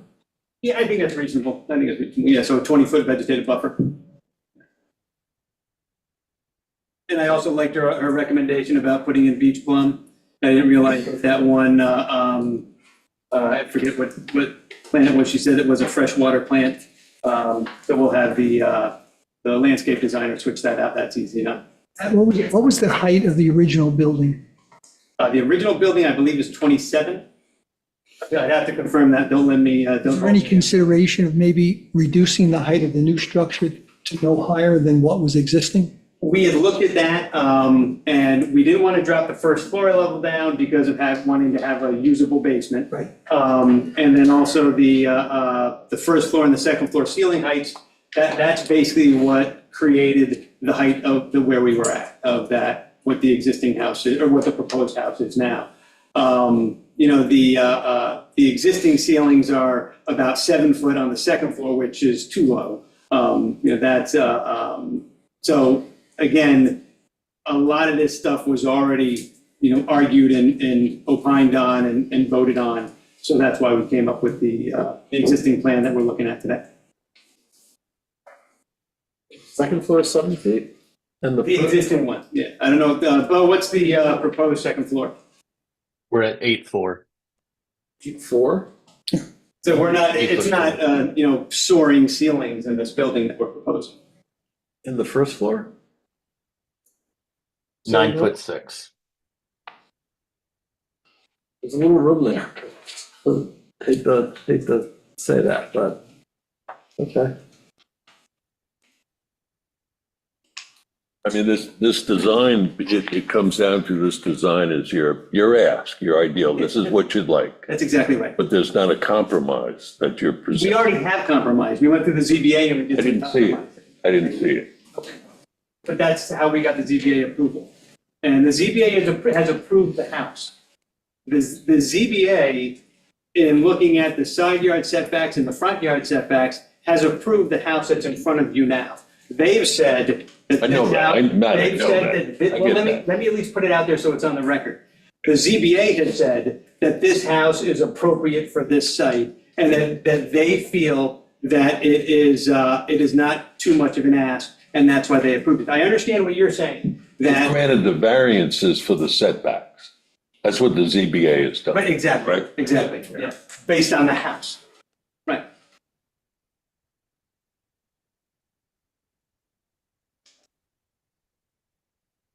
Teresa, you had your hand up. To address some of Mr. Dixon's concerns, generally speaking, when you have a basement, it is recommended a minimum of 2-foot separation. It does sound like the applicant is proposing that. And then by looking at the proposed first floor elevation of the home, you subtract the joist, which is about 1 foot, and so that would be a 7-foot basement, and that seems like a reasonable basement for height. And it still complies with general recommendations with respect to separation to groundwater.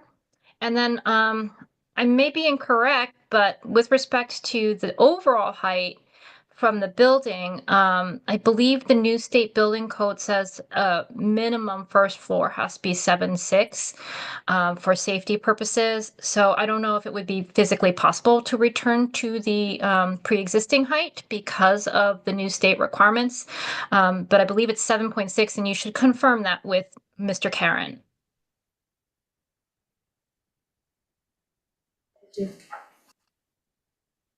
We had a question about the roof deck. Yes. What are you doing to mitigate runoff from the roof deck? We're collecting, there's gonna be gutters along the outside edges, and they're going down to a dry well that's in the front yard, right at that northeast corner.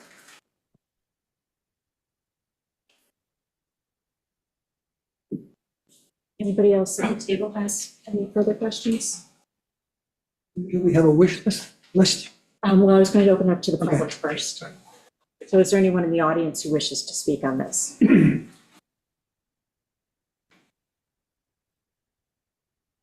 Anyone on Zoom? Yeah? Yes, hi. Did we get an answer on the height of the existing house? And I didn't hear an answer on whether or not you were going to permit dewatering, or what would be the mitigation should dewatering occur when you start constructing this structure in this area. I mean, you know, we know in the town code there's no dewatering for swimming pools, but what happens should that occur? I just don't know what you folks do about that. And do we put it in a resolution to say that if it happens, this all, you know, everything changes? It's just my question. Yeah, that's something that we'll discuss when we take this back to a work session and talk about what kind of regulations we want to put in the resolution. Yeah, but we were informed that with the 2-foot separation, there shouldn't be a need for dewatering when they install the foundation in the basement. I know there's just been a couple of places that we know that construction did begin in places where the water is like this. in other areas of the island, and dewatering was necessary, and it was sort of a surprise. So I just didn't want that to happen to the applicant or to the town, for that matter. And the height of the existing building is what? You think it's 27? Yeah. Yeah. And it proposes what, 31? 32 something. I don't have the height now, I'll get it before though. Okay, thank you. That will get us the actual height of the existing structure. Teresa, you had raised your hand before. Was just going to confirm that generally speaking, if there is a 2-foot separation from the basement to the groundwater table, generally dewatering is not required. Is there anyone else who has any other comments for this?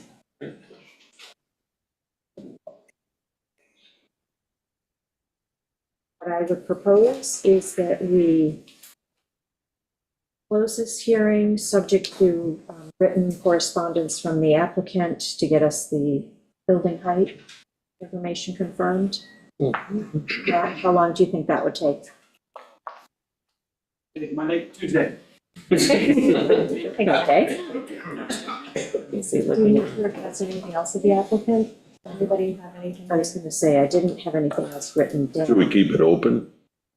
Well, I was going to suggest keeping it open for written correspondence, unless, is there? There's more. I'm asking. Well, I mean, if you have questions, you should ask them while they're hearing. Now, if there's things that you. No, that's right, I like to keep it open, because otherwise I look into things and stuff arises that I don't have the opportunity. And just talk about it, we're concerned of the overall height of this building. Given where it is, and it being on the water and their building behind it. But, we can talk about that. There's not too much play there, but there's a little tiny bit of play that may benefit the neighborhood. And I would like for us to discuss that. I mean, a foot on the first floor. Yeah, I'm just thinking in terms that this is a wetlands application. Right. So, Yeah. Well, building in the wetland. Okay. yeah. Gordon, do you have any? I prefer to keep it open. Let's see, I think, I just, this is the first time I really am looking at it, okay, and I have a lot of questions about it. I think the size has gotten larger. I think the basement's gotten larger, and I think about the community and it's a significant amount of increased space. I know the zoning board approved it, but I think this is the problem that the board has had trying to address these wetlands permits of a building like this.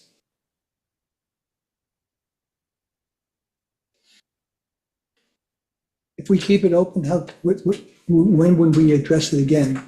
It would be February 24th at the next town board meeting.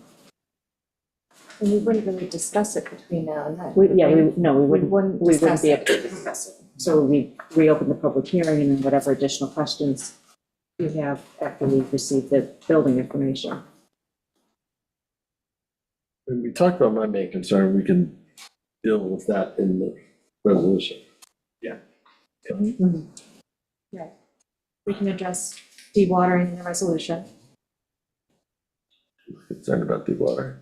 But there's no consideration of making any modifications of the height and the basement? No, I'm considering, I would like to talk about modification on the height of the That's what I'm building. talking about, right? Yeah, no, it should be considered, really. Yes. I don't, I feel, whatever. But we don't need to leave it open for that. Well, it depends on whether or not we're going to specify stipulations that we want to put into the resolution to say, we want you to do this. Doesn't have If to we be. want it to be a dialogue with the applicant so that we can go back and forth, then it needs to remain open.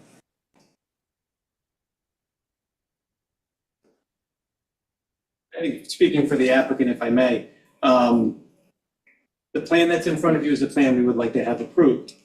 I understand that you have reservations on that, and we respect that. I can get you the height of the existing building, so you can have a apples to apples comparison as to what's actually happening with the height of the building. And if that's acceptable, then we're all in agreement. If that's not acceptable and the board would like to come back in a resolution that says you've proposed a 15-foot wide non-turf buffer, let's go to 20 feet. Adjust your vegetation plan based on Ms. Mason's recommendations. Adjust whatever the board feels is appropriate and justified in order to issue an approval. That's obviously your prerogative. So I would like to see it closed, because otherwise we're going to be back here next month having more discussions with, for what purpose? Let's have you guys have a chance to talk about it amongst yourselves, decide what's fair for the applicant, what's good for the environment, and then move on. Steve, do you have any advice for us? Whether or not some of these concerns fall within a wetlands application? Well, with respect to keeping the hearing open or closing it, you have your experts. You can consult with them whether the hearing remains open or not during your deliberations. They're your staff. And so the only reason to keep the hearing open would be, as you said, to have further dialogue with the applicant. And that can be done in writing. If you keep the record open for further written submissions, you can make it clear what it is that you want to hear from them and let them submit it. Would we be able to take this, if we did that, would we be able to take this to a work session while written correspondence is open? Sure. That's fine. That's okay. But work session, but you wouldn't take further public comment at the work session Correct. Right. because the hearing would be closed. Right. Yes. The comment would be open to the public. Well, if you keep the hearing by writing, Writing. by letter or email into the town clerk's office. Sure. An email is a writing. There seem to be only a couple of points that we would like to at least discuss and then generate some requirements. So I'm not sure we need to leave it open for that. We can close this hearing and leave it open for written correspondence and resolve those things. But I want to make sure the board has enough time to be comfortable and Albert is comfortable. But So we could address this at the next work session. yes. Okay. Yes. I'm okay with that. So we'll close this hearing but leave it open for written correspondence until February 10th. Okay. So that we can discuss it at the February 4th work session. And if we have any questions for the applicant, they'll be able to respond by the February 11th work session. Sound good? Sounds lovely. Okay.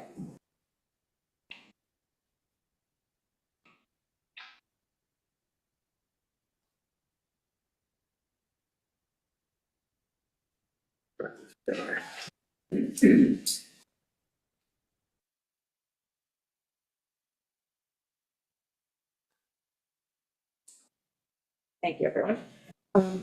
Amber, our next will open a public hearing for site plan at Gardeners Bay Country Club.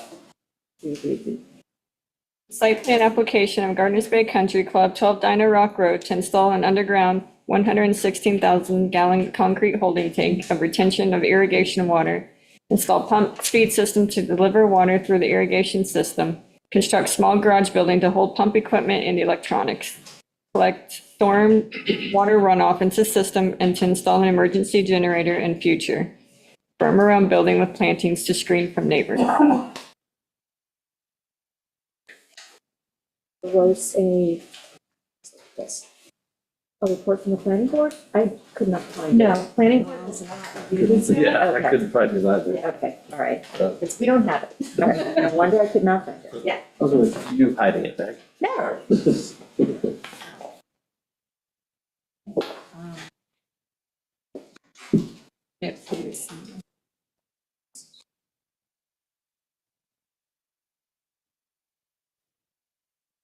Didn't carry. And CAC, you do have that one. Yeah, the CAC said they should use fiberglass instead of PVC for the pipes to the new pump station. We also had Teresa Mason. You had some information for us as well? Yes, I didn't receive any landscape or screening plan, but I am recommending native evergreens such as eastern red cedars or even maybe not bayberry, inkberry for the screening as required by the code. Also, one thing that needed to be considered was whether or not they're going to be installing drainage structures for roof runoff for the actual pump house itself. And then finally, let's see, I'm just going over my notes real quick. That appeared to be the main two issues. If they're planning on doing any tree removal, then they would need to wait for the bat window, which ends on March 1st. So then they would have to wait until November 30th for clearing of any trees under the northern long-eared bat for the federally endangered Species Act. Yeah, I was going to say, we also have Caitlin Kime from PW Grosser. You also took a look at this application. Hi, yes, good evening, Supervisor and board members. Caitlin Kime, PW Grosser, for the town. We agree with Ms. Mason's review and comments and ask that the applicant provide a response. Per PW Grosser's review memo dated January 2nd and the resubmitted items provided by the applicant on January 16th, 2025. The applicant has addressed our comments with exception to the explanation of where off-site stormwater runoff comes from and where it currently flows onto the site. We still request that the applicant provide that information. Thank you. Thank you. Well, go ahead, Gordon. I'd like to see the irrigation system that was just recently installed versus the irrigation system that was there pre-existing, before they did the upgrade. Why don't we have, I think we have representatives from the Okay. applicant come up and present, and then we can ask them questions. And could this description also include, like, where does this is clearly a small piece of a much bigger plan. Like, where does it fit? But go ahead. Sure. Greetings, good evening. My name is Drew Bennett. I'm a consulting engineer doing business at 74 Montauk Highway in East Hampton, New York, and I'm here on behalf of Gardens Bay Country Club. And I'm going to give you a very concise presentation and we'll open up questions. This project is to construct a concrete cistern that's underground, hold 116,000 gallons. The footprint of it is 37 feet by 49 feet. It's 13 feet deep. It's concrete on all four sides. The top of the concrete is 2 feet below grade, so it's not visible at all. Above, on top of the tank, is a small gable frame, wood frame structure. It's like a shed, basically, that we refer to as the pump house. Additional architecture, and the goal of the project is to improve the efficiency of the existing irrigation system, which exists 2003. So, in addition to providing storage, we plan to capture stormwater runoff that's generated on-site. I believe the PW Grosser consultant indicated that she had questions about stormwater runoff running onto the site. Not aware of that occurring. I think the idea here is that there are a couple low spots on the property. The two most prevalent are sort of the valley area that's in the middle of the site, and the second area is adjacent to their parking lot for the clubhouse. Both generate stormwater runoff during intense rains and is a good area to capture runoff that we can divert into the cistern with the goal of reducing pumping, which is a good thing for both the residents and the environment. We're not proposing to change the permit that we have right now for the New York State DEC. There's no proposed change at all to that, which is an allowable withdrawal of 6 million gallons a year annually, I believe. And so what a cistern does is basically is a way to improve the efficiency of the irrigation system by allowing less intense pumping, because right now the one well that they have has a capacity of 120 gallons per minute. And to irrigate the course, it's about a 12-hour irrigation cycle. So by having a buffer, you're able to fill the cistern and draw off the cistern. So during periods when it's a rainy day, for example, you can have the cistern pump, you have the wells pump a little more slowly. And by not pumping as hard, you reduce the likelihood for saltwater intrusion for upcoming. So to my knowledge, I'm not aware of any data generated from the property. I know they do groundwater monitoring that indicates that they have saltwater intrusion, but it is best practice to not pump as intensely. And so the cistern allows for a buffering capacity, which allows you to regulate the pumping. It also provides a little backup in case the well goes down, if they have a certain amount of water to keep the greens green for a short period of time. We did submit a screening plan on January 16th. We're proposing to install a berm and I believe it's skip laurels. It's a proposed planting. They are green year round and are rapidly growing and are quite dense and provide very good screening, also deer tolerant. And we would propose to do that on the west side of the pump house, which faces the residence. The east side and the north side, the other directions face the golf course. So, we look at it as a relatively straightforward project. I know that the applicant has been trying to apply for other permits to increase withdrawals, the other irrigation. It's late in the evening, so just bear with me there. So, it's late in the evening and I'm losing my voice. So, the club has made applications to the DEC to try to increase the withdrawal, and those applications are sort of on the sidelines at this point in time. It's been a long process for them, and they don't believe they've been successful in addressing all the concerns that the DEC has had.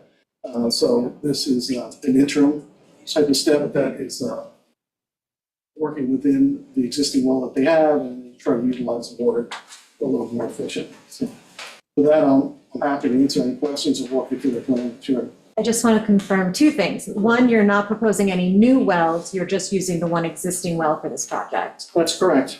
Okay. And then two, you're not asking for any additional gallons pumped, you're sticking with the existing 6,000 that DEC That's is correct. Thank you for emphasizing that. 6 million. But you're looking, 6 million, you have sorry. permit in trying to get permitting to increase? I'm sorry. I took. No. Oh, I'm sorry. Oh, we didn't go this way. I'm sorry. No, go ahead. I got cut you off. Oh, Sorry. no, that's okay. Let's see, because I have some questions from the WAC as well. But those are just the two big ones I wanted to clarify before we got into the project, that this is not your previous application, this is a separate application just for the cistern. Right. Okay. Just to add on to what you're saying, we actually asked them to go away and think about innovative ways to approach the problem. Mm-hmm. And I assume this is a response to our request. I think that's a fair summary. Yeah. I think that's a fair summary because, collecting that stormwater will have a measurable impact on reducing the pumping rate that they already have previously before. So it's been used in other golf courses very successfully. So you're not going forward with your previous permit for the extra 6 million gallons? You're stopping that? So I can't speak to that. I've never been involved with that project. I can tell you right now that I'm focused on this aspect. So that's probably still pending. Well, I have the superintendent here and the general manager here who may be able to come up and answer that question. I'm not privy to exactly what is going on with that. Oh, no, they asked that you're still moving forward with the DEC permitting for additional. I'll let the general manager or superintendent answer that. Okay. Do you have a proposed amount of water you're anticipating to catch in the catch basins? Yeah, we actually do have an estimate and I have it in my file and I don't recall exactly what it is. But I can provide that in writing if that's okay. Who gave that to you? Just I curious. generated it myself. I'm an engineer. Okay. And we've done this at other golf courses successfully, so we have some experience with it.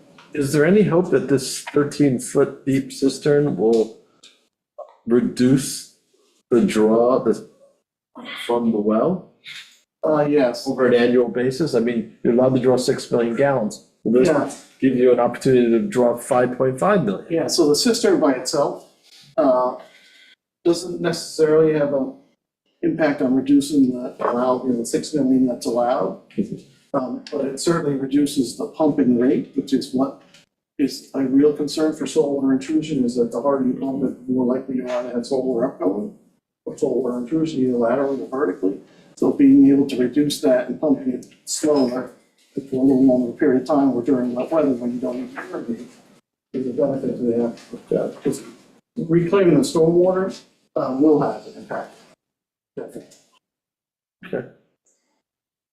Yes. Is the cistern itself H20 load bearing? So if someone were to drive a truck over it, are they gonna be safe, or do we need to have you put barriers? I didn't do the tank design, it's by another engineer, but I believe it is. I have the plans. It looked robust. When I looked at it, it looked like things I've Yeah, seen I think- before that I have believe it H20. is. I just wanted to Yeah, confirm we can that. clarify that. Yeah, Right. yes, please. Couple of golf carts. Well, I mean, I'm not worried about a golf cart. I'm worried about someone like backing up a truck over it and, people get crazy on golf courses. You never know. Crazy driver. 9 o'clock and getting a little punchy. So with the addition of this cistern, the goal, what I'm hearing from you, is to be able to irrigate in a shorter period of time. So if it took you 12 hours to irrigate just using the well, now that you have the cistern, how much will that reduce the time that it's going to take you to irrigate? I don't actually have the number. I couldn't give you a factual answer to that, but I can get the answer to that. It's probably half of that is a reasonable approximation as I stated here. So it'd take about like 6 hours to irrigate instead of the 12 hours? Right. So I think during the night, so I think they can get it down from 11 to 4 or 5 in the morning, so 5 or 6 hours. Are you considering the collection of runoff as part of the 6 million gallons that you're currently approved to use? No, because it's not considered groundwater, so they have a Okay, state so permit okay, got that it. allows them to withdraw groundwater. What we would be capturing at the surface is not groundwater, and would not be part of that permit. Okay, so you're going to pull from two different directions, one from collection of runoff, and the other one is from the aquifer. Yeah, so right now, this valley area that's in the center of the. So basically, there's a possibility of you having more than 6 million gallons because you're not considering runoff as aquifer water, which really isn't the runoff water still go into the aquifer? Let me try to explain that. So you actually ask an interesting question. So there are two areas that we have an intense rainfall, not a soft rain, but an intense rainfall, like a thunderstorm or some of the storms that we had last summer. There are areas that really generate intense areas of stormwater runoff. One is in this what we refer to as the valley area, which is in the middle of the golf course, and that flows to the east. I think it's over Guardians Bay Road. What's up, Guardians Bay Lane into the. Yeah, So it goes, so it flows across the golf course and crosses the road and goes into a wetland area on the other side. So we kind of refer to that as during these heavy rains, we have a torrent of rain, that water is basically lost overboard. And by collecting it and putting it in a cistern, it's a way to reduce the 6 million gallons that we're allowed. And other golf courses that we've worked with have a cap from their pumping wells, and they found that by recovering some of the stormwater during these intense torrent of rains, that they're able to reduce the demand of their cap from the groundwater pumping. So we look at it as a positive thing. And so the stormwater runoff that you're talking about, the water we're trying to collect is water that, for the most part, to use a simple term, goes overboard and will be recovered and put it into the cistern so we can reduce the groundwater pumping. The collection areas are lined. The collection areas are not lined, but they have, there's a couple different ways that we would collect it and transfer it back to the cistern. Yeah, so when you have a soft rain, you don't collect any of this. It's really during the flash heavy rain, you have 3 days of 6 inches of rain in 3 days, or last summer we had a couple storms that were 3 inches, a couple storms that were 2 inches in an hour. Those generate a lot of runoff. Particularly in the summer, it basically evaporates, so it's a way for us to collect it. before it goes overboard or evaporates and put it into the cistern with the goal of trying to reduce what's pumped out of the well. And there's no change to the golf course. They're not putting in more irrigation heads. They're not making the golf course bigger. They're not irrigating new areas. It's really the same place. I asked the question earlier, but I didn't address it to you about the new irrigation system that you have in place. Okay, do you have diagrams or do you have a layout of how the new system was put in with the heads as well as the old system, so that maybe the public and the community can get a better understanding, okay, of really what was and what is now? Yeah, I can't answer that, but perhaps the superintendent who's here this evening can. I heard your question and we'll try to respond to it. No, other times with, I'm sorry. You go. With applications, we've requested a lower gallon per minute pump and maybe a holding tank, which you have. Yeah. You have a need for 70 gallons per minute? For irrigation? Yeah, they have a need for that. Now you're pulling one. That's fixed. That couldn't be reduced? You couldn't reduce that if you have a cistern and pump into it as a holding tank? So, right? yeah, so right now the pump capacity, they basically pump directly off the well right now. So when they irrigate, they just run the well during the entire 12 hours of irrigation. This allows them to fill the tank. They draw up the tank first, as the tank draws down, they begin to kick the well on it, so it fills up, but they can pump at a slower rate. So the total square feet or acres that are being irrigated doesn't change, but the draw on the well is significantly reduced. So if the capacity of the well is at 120, it's quite possible that the max pumping rate of that well might be reduced to 70 or 75. Follow what I'm saying? Yeah. It would be spread over 24 hours. Yeah. Or you're filling it during a rainy day. You can turn it on for a few hours to top it off, so that when you need to irrigate the next time you have a reservoir, it's an engineer to call it classic reservoir. How many gallons is a cistern? I'm sorry. Okay. 116,000. 160,000, okay. I see the spec for the stormwater pump station, and I noticed that you have like a gravel mesh slotted collection pipe for portions of this, but Yeah. are you gonna do like larger collection basins that then feed into the pump stations? Because I don't know how you're gonna deal with sediment and things like that if you don't have some kind of Yeah. land So, filtration. in the valley, which is basically a field, meadow, so we have found that the French drain works great. We've used it on a couple of golf courses. You're able to drive over it, you're able to play over it, you're able to do whatever you need to over it. It's out of sight. It's attractive because it's out of sight. It does go into a pit, which will knock out some of the sediment, but the French drain itself basically eliminates, because it's underground, we use the ground as a filter. And have found that to work very well. We don't get grass clippings or leaves or that kind of thing. You do raise a good point that by the parking lot, by the clubhouse, there is an area that it would probably be better to have a concrete box that's tied to a pipe. And it's just a standard catch basin that we see on any municipal street. Yeah, there was two spots where I saw that could be beneficial. One was by the parking lot, kind of by Yes. retaining wall, I guess. And then the other one's on the hill that goes down to the valley. Right, by the, It's a yes. little paved. trail. Yeah, so, okay.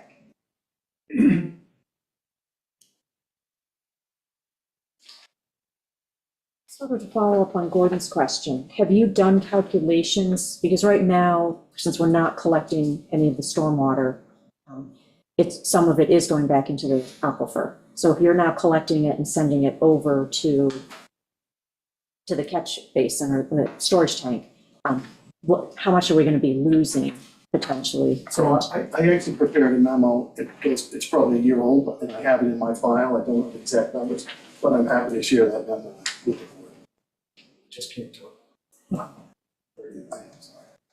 Sure. Our point is trying to protect the aquifer, so if we're not. I understand the benefit of aquifer recharge. The way we looked at it, was in these areas during these Florence and Rainy. Collection doesn't happen a couple times a week. It happens during these Florence and Rainy. You get very large puddles that are on the surface or they're floating off the property, so we collect them. Is that a good bit of this already flows across the road towards Copp's Home? So we'll be collecting it before it goes to Copp's. Isn't the area where the parking lot is, that whole valley down there? That's not running off there. There's a low spot that down there, and I believe the end of that is, you're probably right, there's a high spot. Yeah, it's like a valley. Yeah, so it just, the parking lot generates a fair amount of runoff, and it's flashy, generates some runoff relatively quickly. So it just seemed to be a good thing to do. The valley, on the other hand, which is north, right, the clubhouse does flow across Gardens Bay. That's for sure. Okay, it's just that when you're collecting water and you're moving it, what's the impact? Because in that particular area where the parking lot is, it's really a bowl there. Okay, so what impact is gathering that water for the homeowners who are basically towards Cockles Harbor? What kind of, if you're slowing down the flow of water there and you're taking it, what's the impact on those homes there? Do they have, it has to be some impact. Yeah, and we can quantify that if you'd like. So, the aquifer has a certain amount of thickness, tens of feet in that particular area, and first of all, the lots are relatively large, so there's not a large number of private wells. And so the amount of recharge that's lost in that one particular bowl area can be relatively small. I can outline that for you, for the board to better understand. All good questions. We seem to be firing a lot of questions at you. I'm sorry for that. I apologize. I admire you. I mean, People are going to be asking us a lot of questions. Yeah, I think the whole issue is that if you're considering collection, not taking from the aquifer, it's sort of a misnomer, because really, if you weren't collecting it, a good portion of it would go into the aquifer. So you're really, if you're taking 6 million gallons today, you could increase the amount of pumping if you have water for the golf course above the 6 million, even though we're not considering it from the ground. I think let me say this as simply as I can. So the goal here is, we have a cap at 6 million, it's hard, right? Right, that's kind of where we're at. So putting the cistern in to give us a buffer for reasons I explained is the benefit, right? And because we can reduce the hard draw to a more moderate draw, right? So that by itself is a positive. In addition to that, based on some feedback that they've gotten and some of their own thoughts, they realize that if we can collect some of the stormwater, particularly if it's the water that goes overboard, that's a positive. There may be some areas that, to your point about the parking lot runoff going into the bowl, okay, the board feels strongly about that, we can adjust the plans. But I think the valley certainly is a good opportunity to apply the stormwater collection system. And the road, the little Davis road that goes to the north of the area. So we're trying to collect, and if you notice it says optional, there's a couple of things that this is an option. If they'd like to try a couple spots and see how it works, and go from there. So, but putting the cistern in on day one will provide a benefit regardless of the stormwater collection. Is there a reason why you didn't go to 2 wells?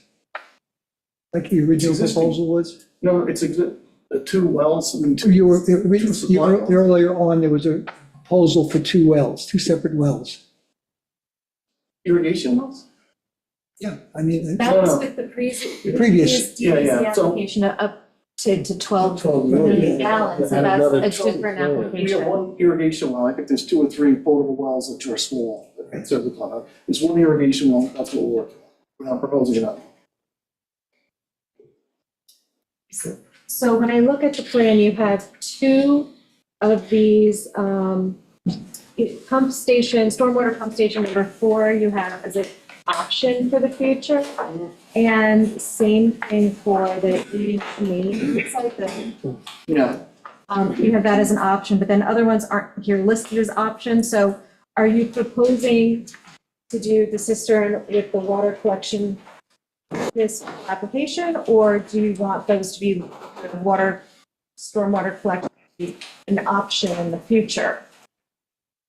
I just want to make sure I understand the ask correctly. Yeah, so, The original plan we received didn't have the stormwater capture as much, it just had the main one from the clubhouse. yeah, But this has more, which I like, because you do have a lot of water that goes overboard, and code says you gotta keep your runoff on your property, so I appreciate that attempt. I just wanna make sure I get the ask. so I think part of it would be timing, if you gave us, 2 years to implement something like that, that's how most people do it, they kind of do it in phases. It's a budget, everything has a budget cycle, so, yeah.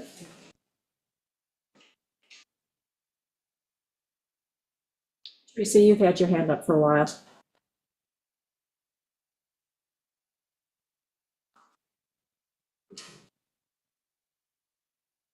See. Yeah, I don't know if Teresa Mason, did you step away? Apologies, sorry. I just wanted to say that I did get an opportunity to look at the revised plan that Ms. Wilson emailed me with respect to the berm and the landscaping. I am still recommending the alternative natives of inkberry or of eastern red cedar. I have skip laurels at my house to get eaten by deer, and they can sometimes be stressed in drought conditions, so they can brown out and drop leaves. So I am recommending a native alternative, which is more adapted to the climate. Teresa, when did you get that updated plan? About 20 minutes ago. Okay. Yeah, she just emailed it to me. All right. Is there anyone from the public who would like to speak? Bill Mastro, and I am also the president of the Hay Beach Property Owners Association. I got a few things in relationship to this. Primarily, what I want to speak to the board tonight, and I'm getting the idea this is probably going to happen anyway, is that you do not close this public hearing. You guys had a lot of questions. We just heard about this. Yeah. And I am getting enormous amount of feedback, emails, et cetera, from the neighborhood with a lot of concerns, a lot of questions. They go from, it's just a way to get around the original 12 million gallon application to some very, very good specific ones. And Amber, you started, and Gordon, you started to get to some of them about the capture of the water as a way to get above the current 6 million, and whether that is appropriate or not. Additionally, when they made the original application, they said, if there's going to be anything different, we will come to you. We will come to Hay Beach. They didn't. And they would come to the association and make a presentation. Jay Card did that very nicely the last time. We may have disagreements, but it was done with respect. We've heard nothing from anyone this time. And I've also heard Jay is on sabbatical, so maybe that makes some sense. So we'd like to be able to collect a lot of questions. We'd like to present those questions and be able to get answers to those questions. Additionally, at the end of this, we're concerned that the answers shouldn't just come from their consultants. That some type of expert, whether it's a hydrologist or other type of expert, be hired that's independent, paid for by Gardens Bay, but connected to the town. So that would be one of the other things that we would look to see in this instance. There's certain things here that sound that could be wonderful. We want better efficiency, but we don't want them taking more water and not letting recharge happen to the aquifer. And we definitely do not want a saltwater intrusion for our neighborhood.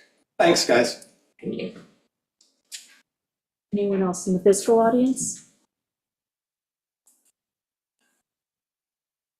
Hi, Andreas Hommert. I live 3 properties down from the well house, and we recently moved there. And I have a very simple question, and this is probably I don't know if it's the right forum, but so there's a new well house. There's the potential to pull 6 million gallons of water, as I understand, from one well at the moment. Is that correct? Yeah. So from one well, my well is about 150 feet away from that well.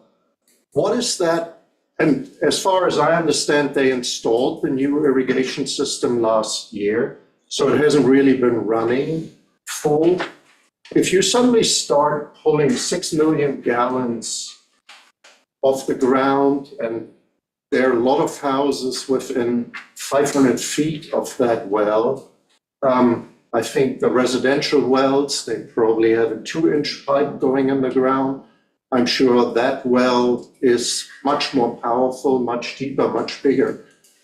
Has there been any work done to really figure out, hey, in a dry summer, pulling 6 million gallons out of the ground, is that part of Hay Beach suddenly going to run out of water? Because some of the wells were constructed 20, 30 years ago. Mine is very new. It's only been constructed 1 year ago, but certainly didn't take into account a massive well right next to it pulling 6 million gallons, because that was not part of the discussion with Suffolk County Water, where to put my well or anything like that. And I don't know if this is the right forum, but I was quite shocked when I saw the idea of a cistern is not a bad idea in principle if it's really just compensating or using runoff water. It's a zero-sum game probably, but why put such a giant well right next to the residents' homes if you have that giant valley in the center of the golf course? You wouldn't have the issue of having to put a well house in front of other people's yard, and you could pull water from a spot that it's hundreds of feet away from where people, where wells are for drinking water. Has that ever been considered in this whole process?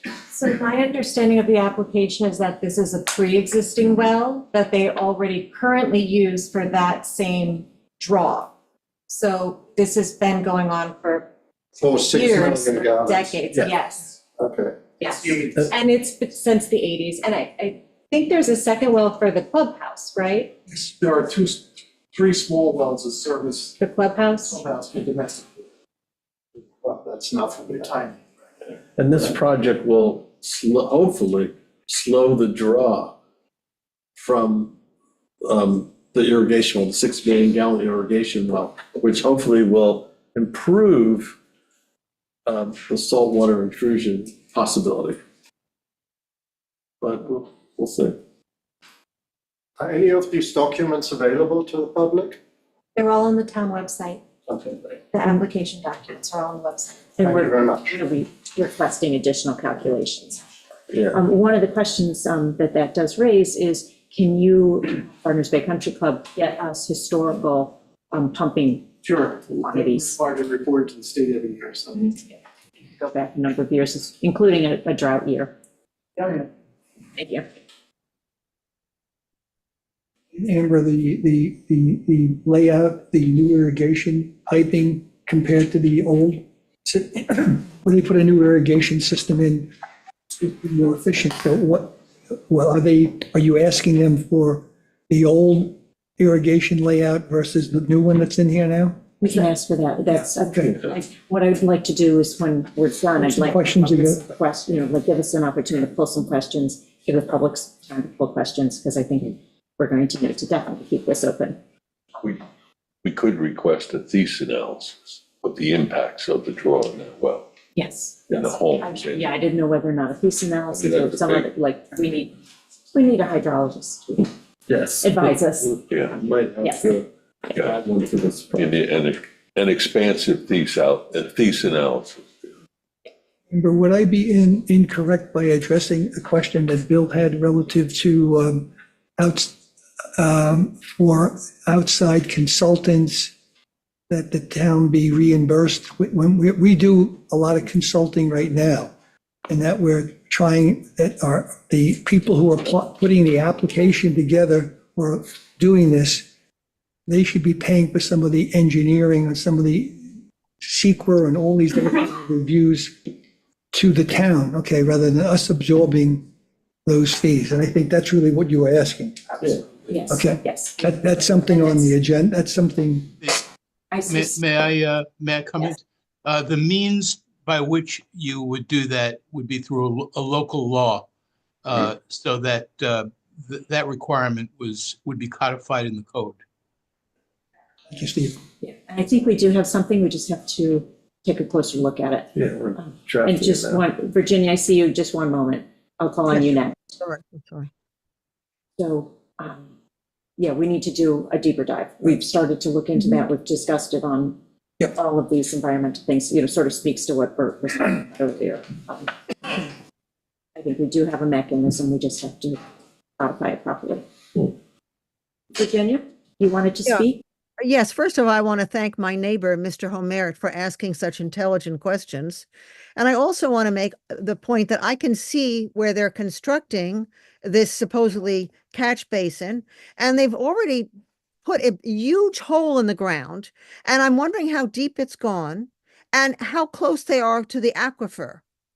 And then I also wonder if they're going to put this cement construction over that, in that hole, what weight that will be on top of the aquifer. And it also is a very easy way to actually pump from the aquifer, because you don't really know what's going on there. And I'm glad they're going to screen the pump, because the last time the golf course put in a new pump, they put in a diesel that appeared about 2 miles away. So I don't really trust the golf course to do many intelligent things about water. They just want a green course. But we have our drinking water, it's our living here we're concerned about, not just a game. And I want to know what oversight will be given to that catch basin once it's installed.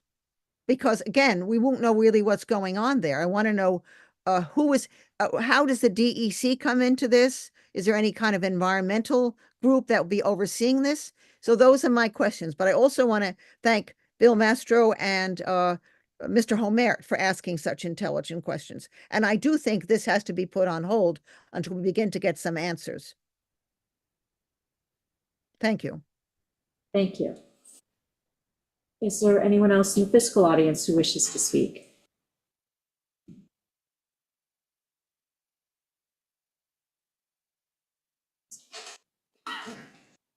Stephen Jacobs. I just wanted to add an additional set of concerns to some of those that have already been raised. And that is that this application is unquestionably incomplete in a number of significant respects. Excuse me, the Grosser report, which was dated January 2nd, I believe it was, but only made public today, so far as I know, notes that there's been no secret determination that's legally required. Under the town code, as I understand it, the site review plan process also requires comments from the planning board, which just last week nominated 2 people to take a look at this. The ZBA, which so far as I know has not been consulted. Also the building department. And finally, at a meeting this afternoon, the WAC spent a significant amount of time talking about some of the technical aspects of this and what the club's operation plans really are. And obviously that's a process that's just beginning.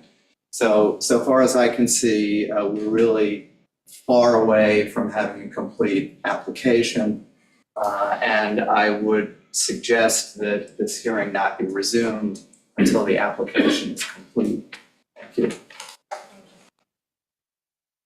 I saw Pam, you turned on your screen, so I presume you wanted to speak. Yeah, just a quick question about that for the completion of the application. In 60-8 of the town code, it mentions that the town also has to make a secret classification of the project. And that continues into, I'm sorry, lost my pages and my train of thought, honestly. It's that kind of a night. It's a long night. I just gotta.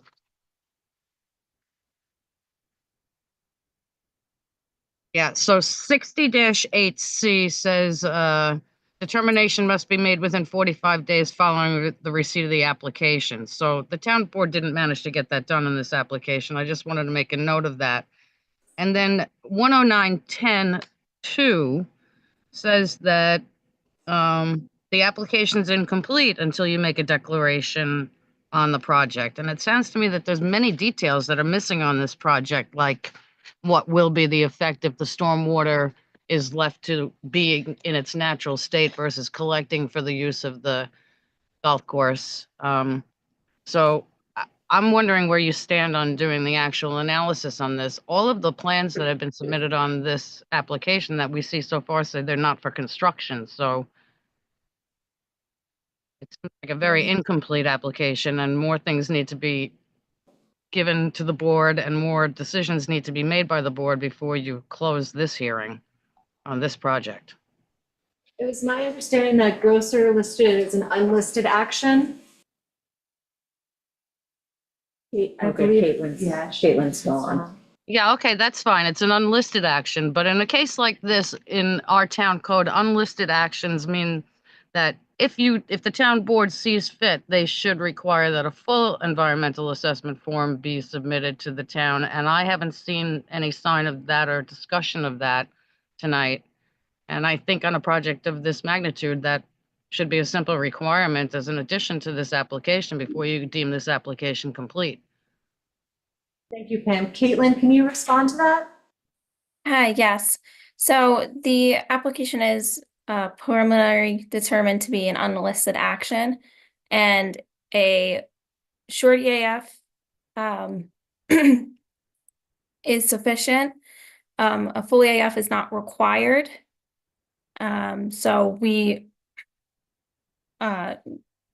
using the short EAF now to review all the elements, the application items, to assist with the seeker review, as well as comments received from the public tonight and the board in assisting us with advancing the seeker documents and to be able to make that determination of significance. Right. If I may just add that an EAF is an Could you identify environmental. yourself, excuse me, could you identify yourself, please? Steve Leventhal. Sure. Oh, I'm Steve sorry. Okay, sorry, like you're on a different part of the screen. That's okay. That's Sorry. okay. I just wanted to translate for anyone who might not know that when Caitlin referred to an EAF, she was referring to an environmental assessment form, which is completed and made a part of the file. And it's on the basis of that form that the agency makes a determination as to the type of action. And in this case, preliminarily determined that it's a type 2 action, which requires no further secret compliance. And hopefully I won't see Caitlin saying that I've completely misstated the process. So we did preliminary determine this as an unlisted action, just based on, we do have some more comments or issues that we want to work through, such as the stormwater and the aquifer impacts. So that's why we are reviewing the short EAF, and we are continuing with a seeker review for this application. Great, thank you. Greg Toner. Really quick question. When Mrs. Walker, I think that's Mrs. Walker, yeah, she said that. This way, Greg. This way, yeah, you address the town board and also we get picked up on mics. Have they, at least, have they dug a hole yet? Is that, it's sounded from her that perhaps they have started digging a hole.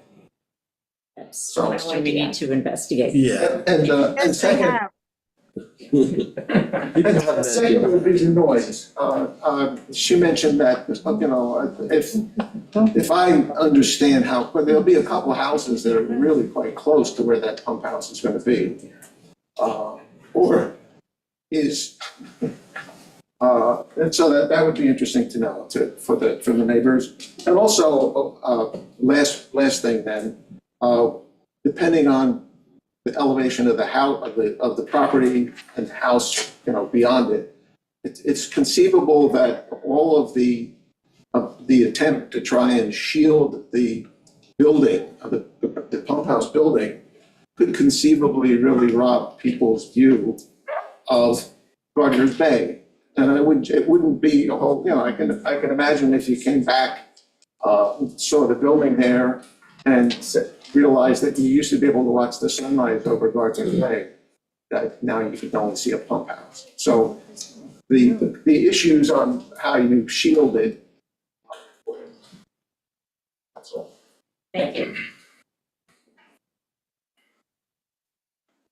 Just to clarify on the existing excavation that apparently has started and stopped. So the club, and I helped them file a building permit application for the cistern and the pump house with the building department, thinking that because this was an existing irrigation system, we weren't making any changes to the golf course, that we were just necessary to get a building permit. The building inspector took a different opinion to that and said, no, you need to go through site plan review. And so the excavation had started and stopped to get through the process, but just a little background.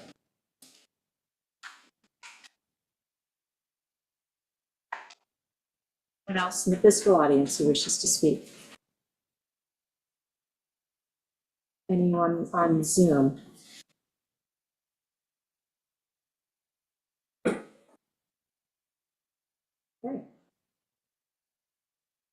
I'm pretty sure I don't need to ask, but Nope. I think so we will keep this hearing open. Yeah.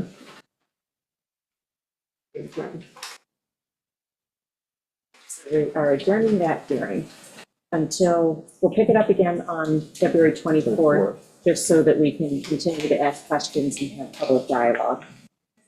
Thank you, everyone. One more. We can do it, guys. Yes. Yes. The rest is all downhill. I'll ask this question, the 24th. Would you want us to get you? Yeah, whatever I can get, I can try to get. We're not going anywhere. Good.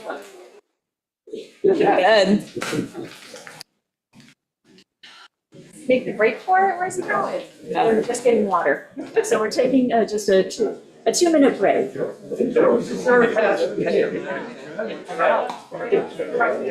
we have, we still have.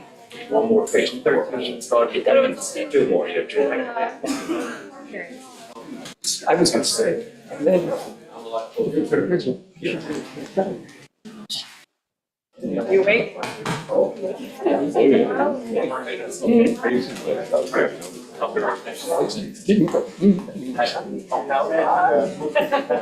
Free.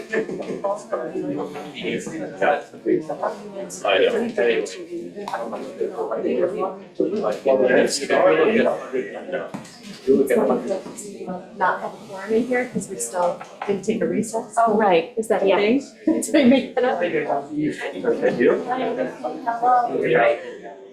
We'll wait till the 2 get back. Yeah. Well, that's it. I was gonna be like, yeah.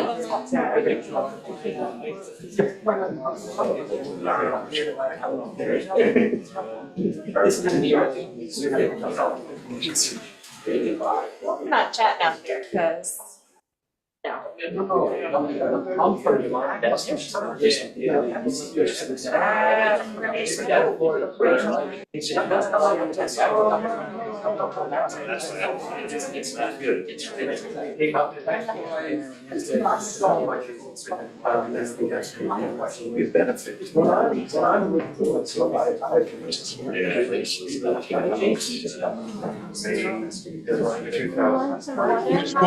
Miss Walker, they're taking a brief break. Oh, It's a yeah, brief break. how much longer are they going to go? They'll be back shortly. Oh, but I mean, I think they've tabled that for a while now, the Gardeners Bay, right? They're gonna come back and do more on that, right?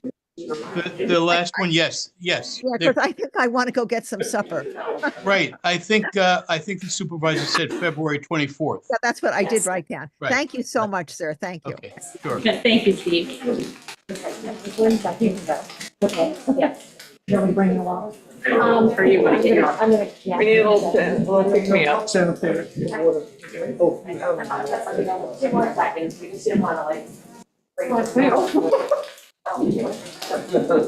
Oh.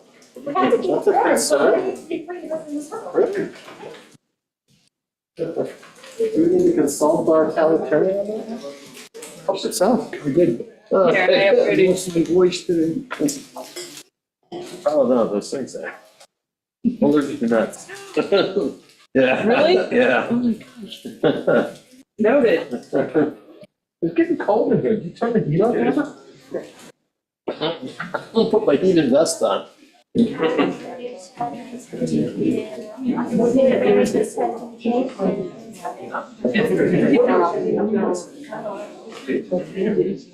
Gotta turn the battery on first, though. I need to get that for Abby's. That's what we're doing.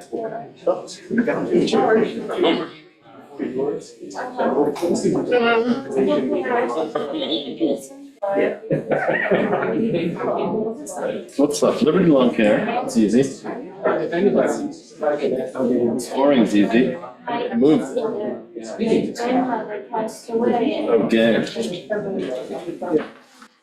Excellent. Reload. I'm gonna let you lead that one. The guy?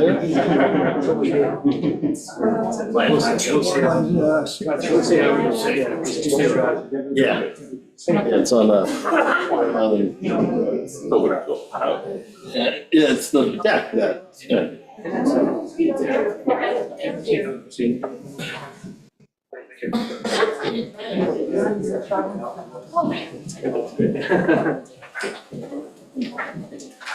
What there's the original name? Okay. We're not, if I do, I might walk out. Okay, yeah, we took turns, so we did the form.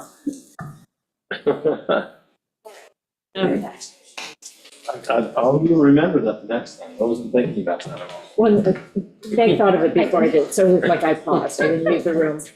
Okay, all right, so pick things back up again, and It's only 6:12. Well, the reason for putting the times on the, Prevailing time.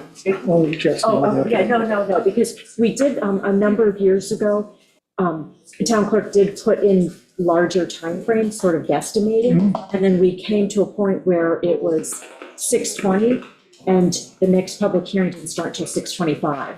And so we actually had, we had to wait for 5 minutes because we couldn't legally open up the public hearing. So they always have 2 minutes, so that we never have to wait again.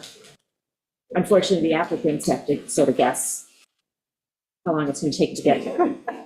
So anyways, Not to be selfish. The meeting, is the public able to speak?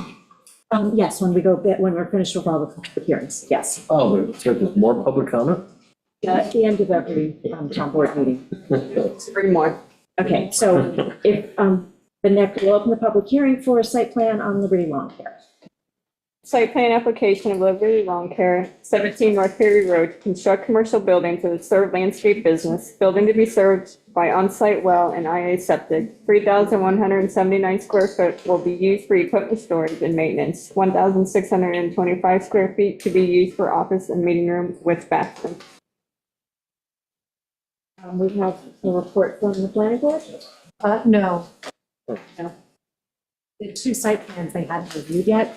but they Okay. did review it with the previous application, and I believe all those recommendations have been met.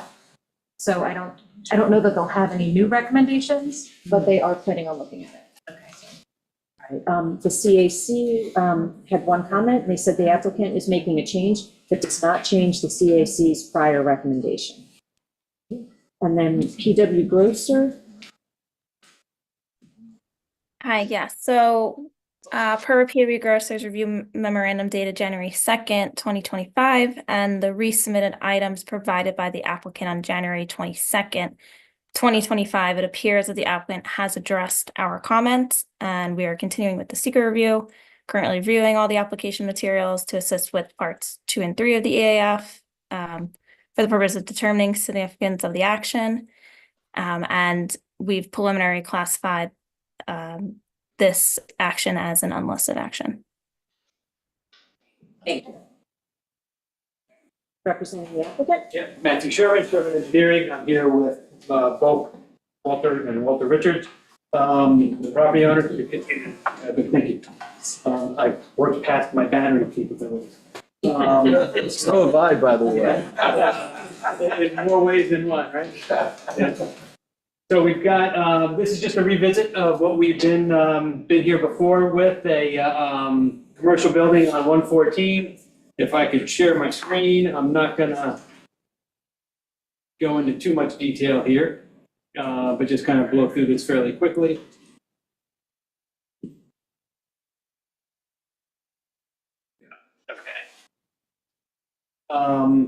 North Ferry Road, just down the road from the House of Glass, or what used to be the House of Glass, I guess I'm dating myself. It's 17 North Ferry Road. This was the same building footprint, the same site plan was approved by the town board a few years ago. After that approval, the property owners had decided to make a few changes. The building that was originally designed and proposed to be put in there was just a typical shirk metal building. So they hooked up, they consulted with a local architect, Jeffrey Feingold, and he designed a much more aesthetically pleasing building considering the site that the property is, in order to just make it look a little bit better. And as part of that redesign, what they also did was initially we just had one floor, a maintenance bay, and a office break room. And then above that office break room was just a little storage loft. They said, all right, if we're redesigning the building, let's make a few changes. So the maintenance area stayed the same. That first floor, what was a combination office break room, stayed as a break room. That's that 820 square foot break room on the first floor. And then on the second floor, what was originally the storage loft is going to be an office. It's going to have an office with a full bathroom, and that's 806 square feet. So your total gross floor area for the building is 4,804 square feet. Excuse me, the footprint is still the same at 4,000 square feet. The health department approval for an IA, Sen 5 IA unit and two 6 foot deep, 8 foot diameter dry wells, that stays the same. Stormwater control stays the same. Everything else stays the same. The only thing that's really a significant difference on this application than the first application was town code requires parking to be determined based on the gross square foot area of the interior of the building. On the first application, we were below 20 parking spots required. So we didn't have to do, it was automatically a type 2 action. Because we've got the added basement and that second floor office, that pushes us just over so that we're at 24 spots are required based on town code, which then would, by town code, again, say that it's a type 1 action. The town code parking requirements don't really make a lot of sense for a building like this. You know, it's a landscape company. He's gonna have, we really need 12 spots is what's required there. So having the 24 that's required by code just doesn't make any sense. This isn't the IGA. This isn't town hall. This isn't a building that's gonna have a lot of people there all day, every day, based on the square footage of the building. So because of that, we asked the town board for a waiver, a parking waiver to bring us down back to that 19 spots that we were originally at. So forgive us the 6 spots that the square footage, gross square footage would push us over. Because of the size of the building, it still has to have the extended secret review, which is why PW Grocer has got it as an unlisted action. And we've submitted the full environmental assessment form. So they are going through their, their hard look at the environmental impacts of the property. And, that's basically what brings us back to you all tonight for this revised site plan review and, fingers crossed, approval. And that's what we've got. I've got a couple of quick things here just to show you. Really the one money shot is the architectural design of the way the building is going to look from 114. So as you're going south on 114, that'll be on your right-hand side. So it's going to have lattice and it'll have vegetation on the front. It's not just a utilitarian looking type of build. So it's got a little bit more. It's got much better style to it, more curb appeal, if you will. That was added from the last application. It's new. Yeah, it's from the first application was the metal building. Yeah. This is the second application. That's what spawned the second application was that new building design. Thank you. That's much better. Yeah.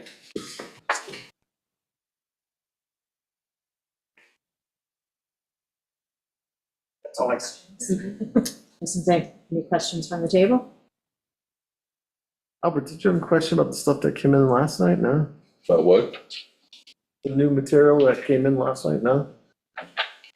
This is new. Would you send, you sent something in yesterday and January yesterday? 2nd. Yeah, I didn't get a chance to review it. Yeah, PW Grosser had reviewed the FEAF and they asked a couple of questions about the energy usage for the building, proposed yearly energy usage. And so the architect actually researched that and based on, I forget which government agency it was. Department of Energy, thank you. The Department of Energy commented on it and they didn't comment, I'm sorry. He found a reference in their information for the amount of energy forecasted for a building like this. And then also the amount of like construction debris associated with removing that little garage that's still on site. And if any type of construction debris or ongoing solid waste would be generated from this facility. Again, it's a landscape company, so there really isn't going to be any solid waste generated there, other than, papers in the office kind of thing.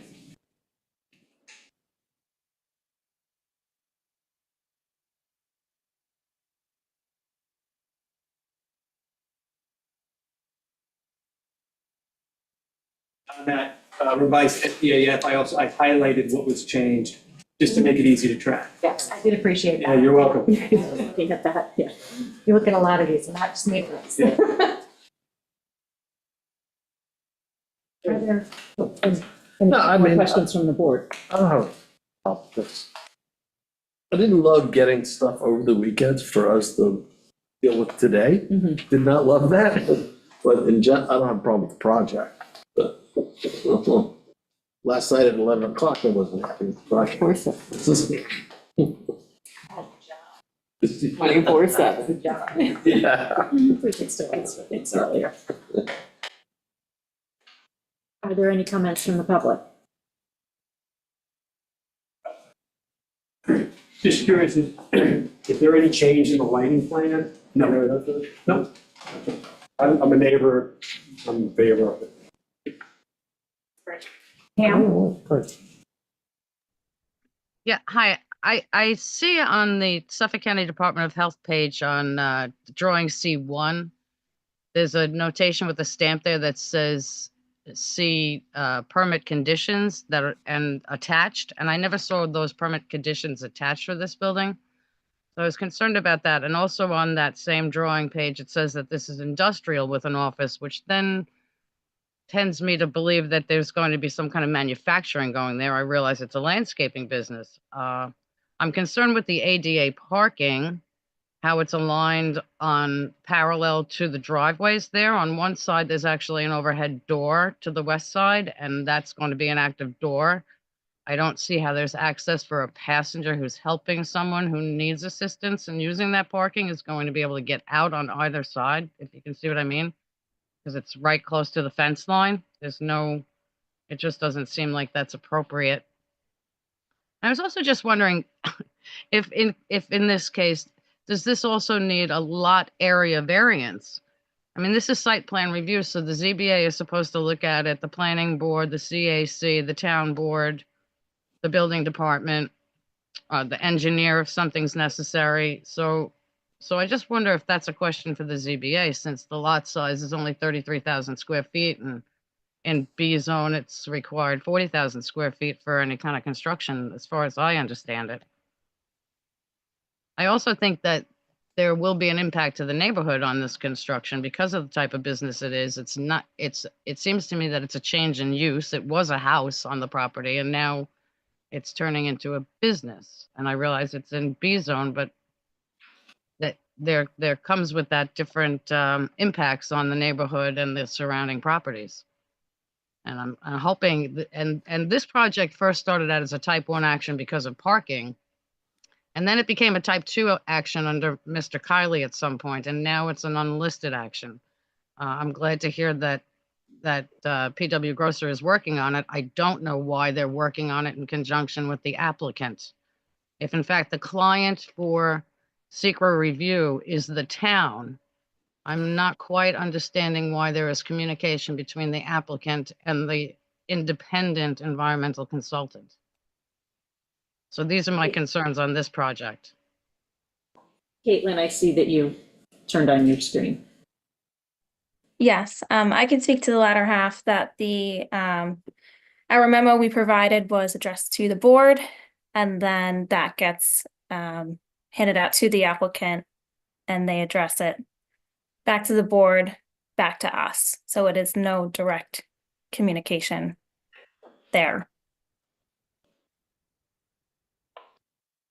Thank you, Caitlin.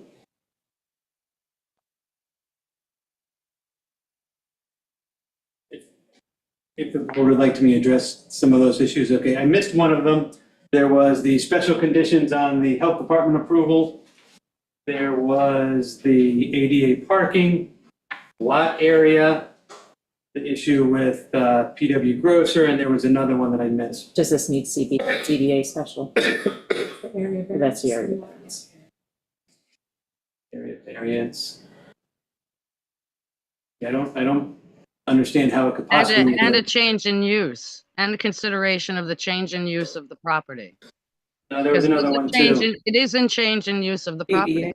There, it was a house. There was a house there. It's a change in use of the property. In my view, I'm entitled to my opinion, and I do see. No, your opinion is exactly correct in it being a change in use. No one's questioning that whatsoever.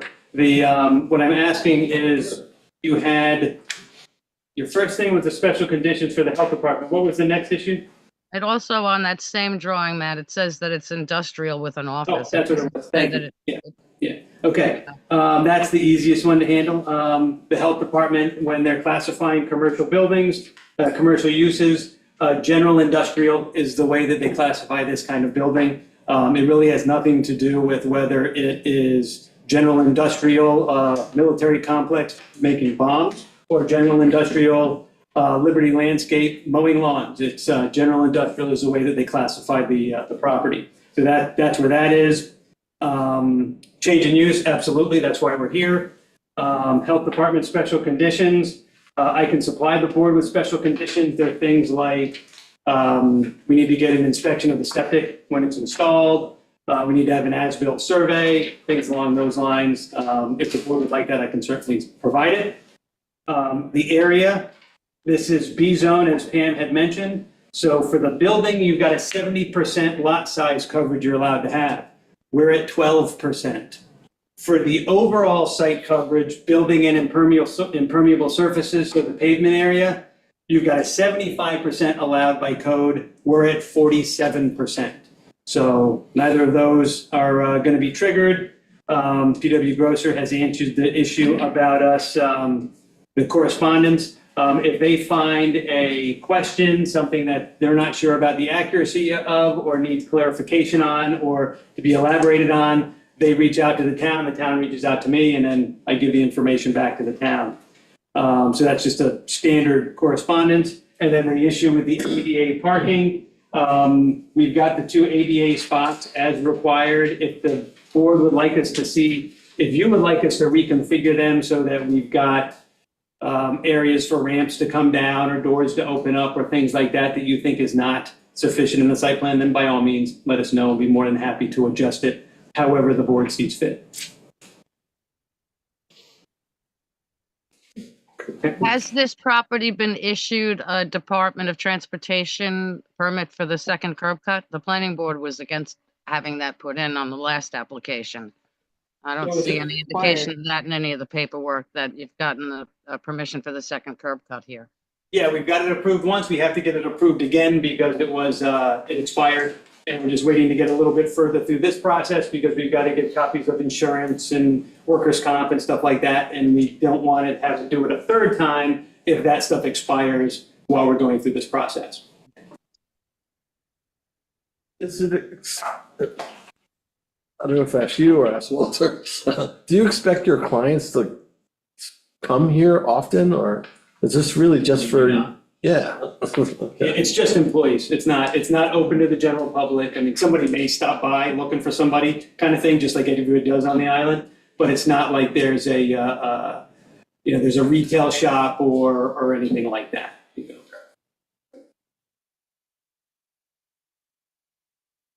So this is before us for site plan review because of an interior change.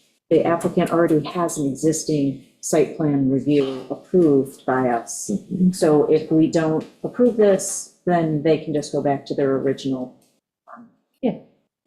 approved application.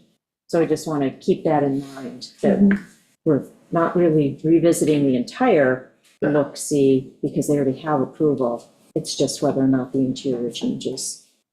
And the exterior aesthetics, because this is a different prettier look. looking building than the original, but we approved the original already, so. So I just wanted to put that out there.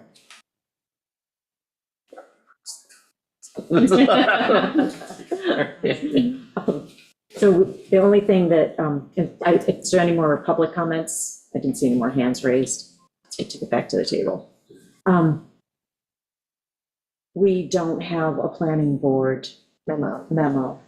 Is that something that It was assigned at their last session, so it should be, I can reach out to them and find out when they'll have it done.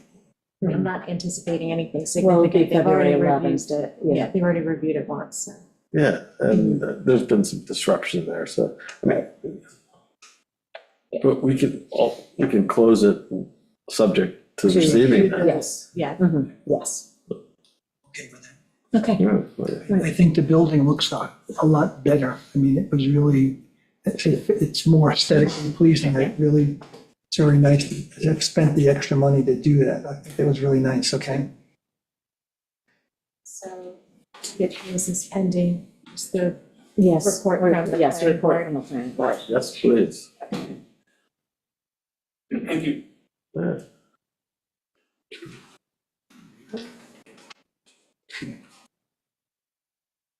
Okay. All right, next application is a mooring application. Reconvening. Reconvening. William Cummings, Reed Place. Read that place. I have the WMAC report. Okay, yeah, because I think that's what we were waiting for. Yeah. Let me just read it. Yes, please.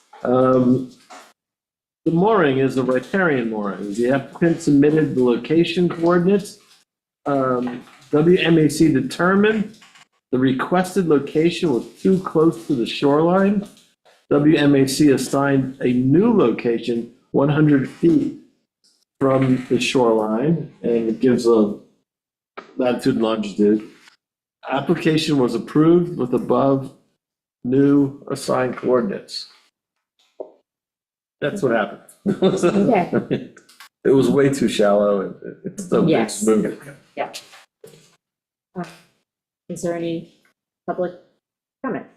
Well, if I didn't bite the hand that feeds me, but, yeah, I'm, was contractor, to help the guy put the mooring in. So I think just the, I used, I used a boating app for the original coordinates, and they're using, a lot of times you hear use Google Earth. So, a few decimal point, in the thousands or something, doesn't always kind of translate from my app to theirs. So, but anyway, I would, I'm okay with the reassigned numbers that they came up with, and I think that besides that, I think we'll put in a significant amount of gear to hold the boat and get the guy the apple. Okay. Done. Any other public comment? Okay, our fastest one so far this evening. We'll close that Some more of public those. hearing. We're down to one now? The last one? Okay, we are going to reconvene the public hearing on the last, right? wetlands application. So it's a reconvene, but I feel like we didn't go through, like, we opened and we closed immediately, so I don't, did we read the notice last time? We read the notice, you have to read the notice. I can sum it up.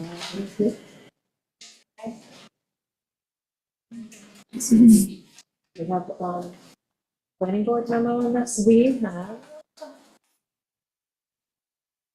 Yes, we do. I remember reading it. You just find them up. While you're looking for that, I'll read CAC. So there were 4 comments from the CAC. Owner, engineer, and contractor should be fined for proceeding with the work without a building permit per section 129-12. 2, do not issue a certificate of occupancy for that project for building. And 3, remove or relocate the irrigation well and refuse bins from the adjacent vegetative buffer. 4, install a new IA septic system. And they voted to deny the wetlands permit application 7-0. Okay, so the planning board went and visited the site. They made the following observations. The deck boards and railing posts appear to be constructed from Ipe, which is desirable lumber as it's naturally rot resistant and does not leach any chemicals into the environment. The framing is pressure treated lumber, but not CCA, which has been banned in residential construction since 2003, or at least the portions of the deck have been completed because we know there was a stop work order on this. The 2-part 1-story house has a metal roof but has no rain gutters or downspouts. The property's unbulkheaded and has low loose boulder wall at the sandy beach. Just landward of the boulder wall, there appears to be an unfinished attempt to plant a vegetative buffer of seagrasses. Their recommendations are that instead of demolishing the deck and creating so much disturbance, we would rather see, if possible, the framing requirements be corrected with the deck in place. Rain gutters with downspouts should be installed and directed into dry wells to reduce runoff. A wire back silt fence should be installed during construction along the western and northern side of the property. And the vegetative buffer at the boulder wall should be completed to 20 feet landward of the boulder wall. We feel the installation of a buffer along the west side of the house will limit property access and cause more damage than good. With these recommendations, we would be in favor of this application. Teresa, we also have a report from you. Good evening. Generally speaking, obviously, we would like to get permits beforehand for the deck reconstruction. And we'd also generally like to see all deck portions be constructed with untreated wood, inclusive of the framing. But as this is mostly completed at this time, we are just recommending legalization with the establishment of a buffer extending 20 feet landward of all wetlands, inclusive of the tidal wetlands to the north and the coastal Phragmites pond to the east, except where it doesn't meet 20 feet where the driveway is. And at that point, it should extend up to the driveway with a revegetation plan submitted for review and approval prior to permit issuance. Thank you. Matt Sherman, Sherman Engineering and Consulting. I'm here for the property owner, Ms. Geyer, who is here this evening, as well as the contractor, Joe Kelly. I got a real quick, because obviously I like presentations, but I got a real quick one here for you.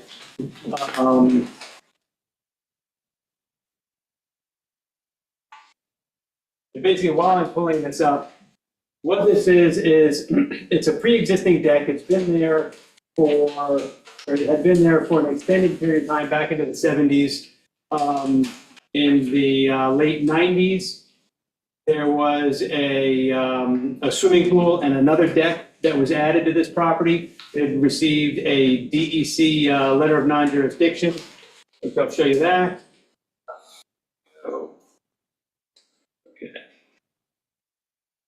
And basically, there's no question that the deck was built without the required setback, or without the required permit, excuse me.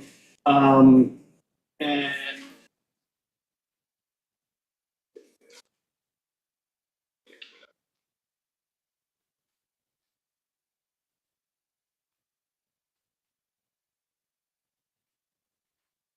okay, this is the site here.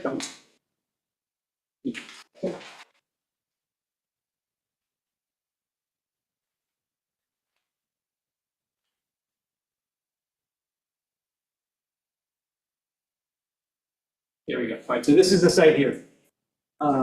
Excuse me, Gardner's Bay to the north, North Ram Island Drive to the south.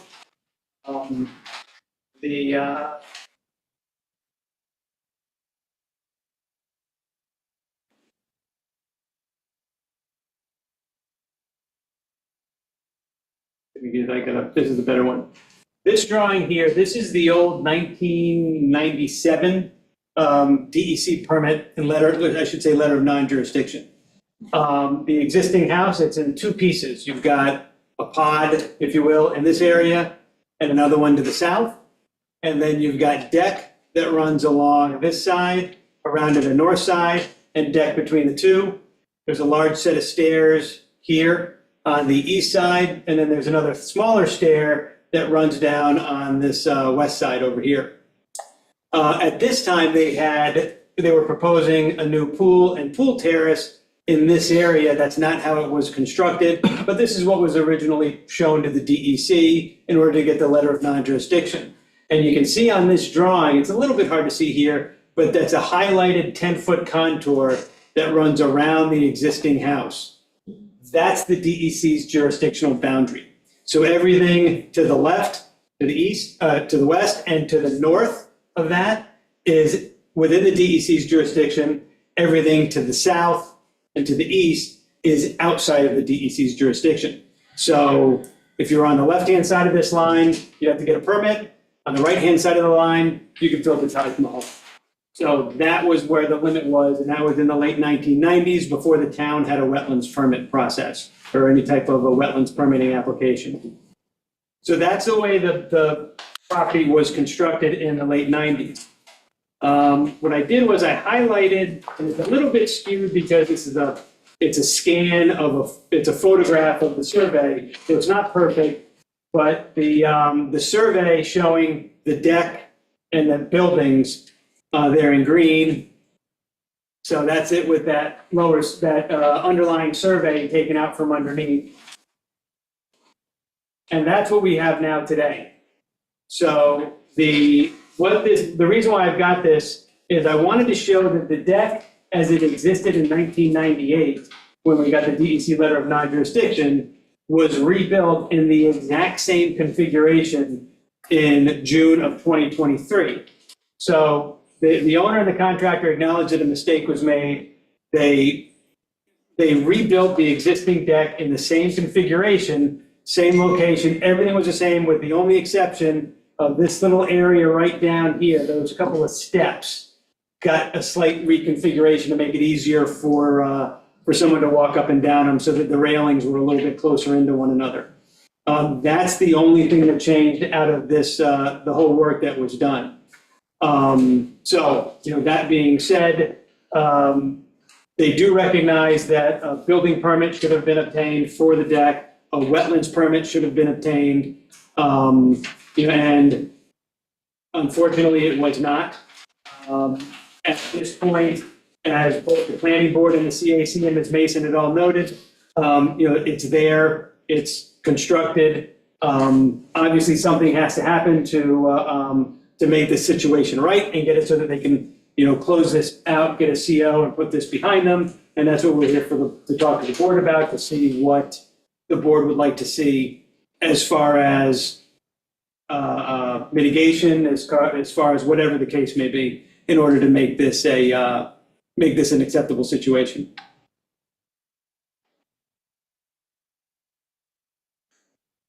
So. Yeah. It says in the denial letter that the work was not compliant with 2020 building codes. There's a couple of things that have to be changed. The deck railing is 32 inches high, it needs to be 34 inches high, so we're gonna have to put a piece on top of the deck railing. On the stairs that are going up on that west side, there's more than a 4-inch gap from tread to tread. So they're gonna have to put in a blocking in there. Some of the footings on the posts are probably gonna have to be fortified.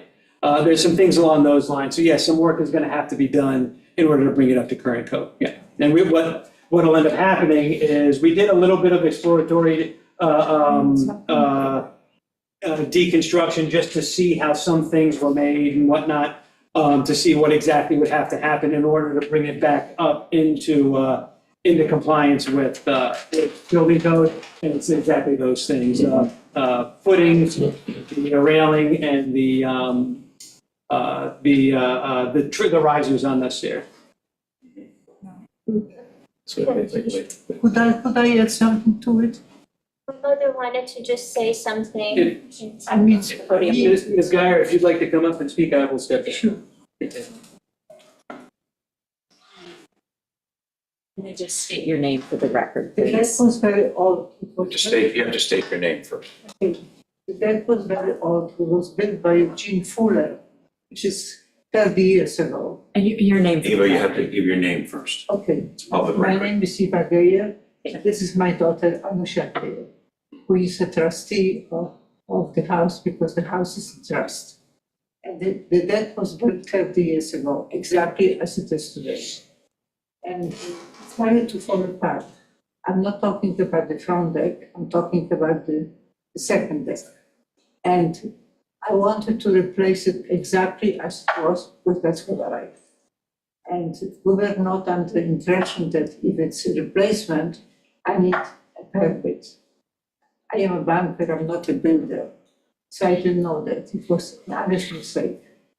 And the only reason why I changed the staircase to make it lower, because my husband had leg amputated, and the only way he could get on the stairway if he could hold both sides.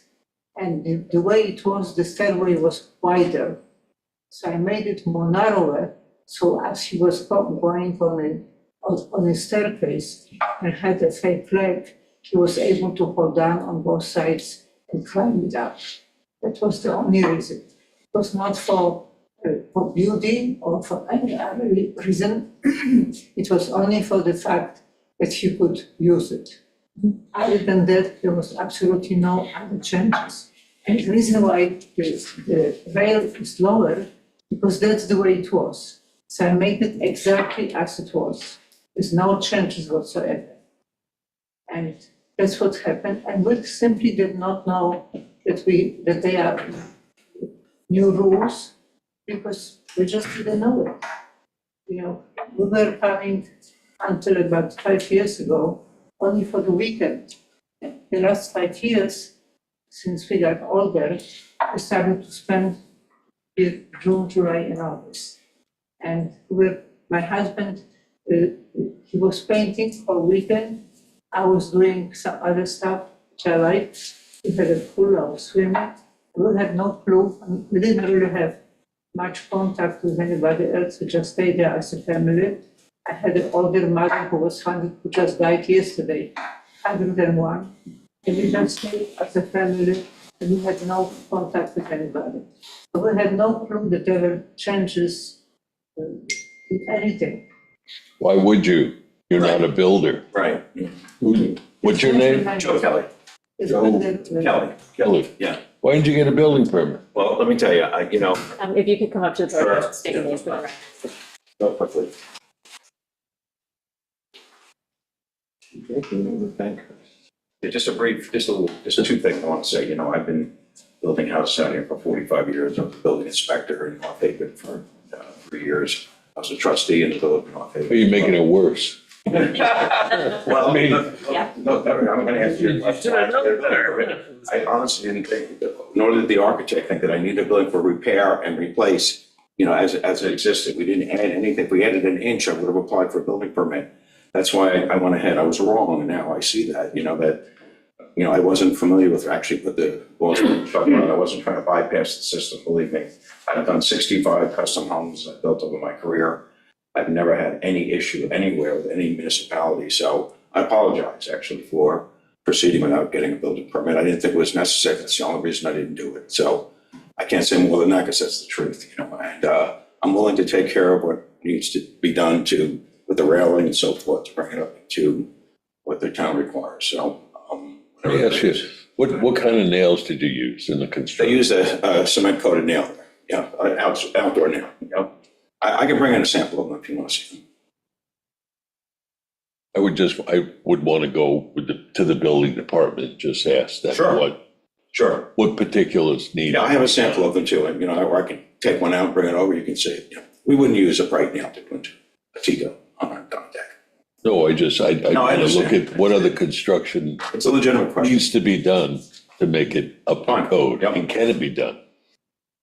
Well, That's another question. certainly the railing can be brought up, the risers can be put on the stairs, so those are the two things I believe that were needed, right? Yeah. And if there's something with a footing or something, we can certainly take care of that. So I don't know what else to say.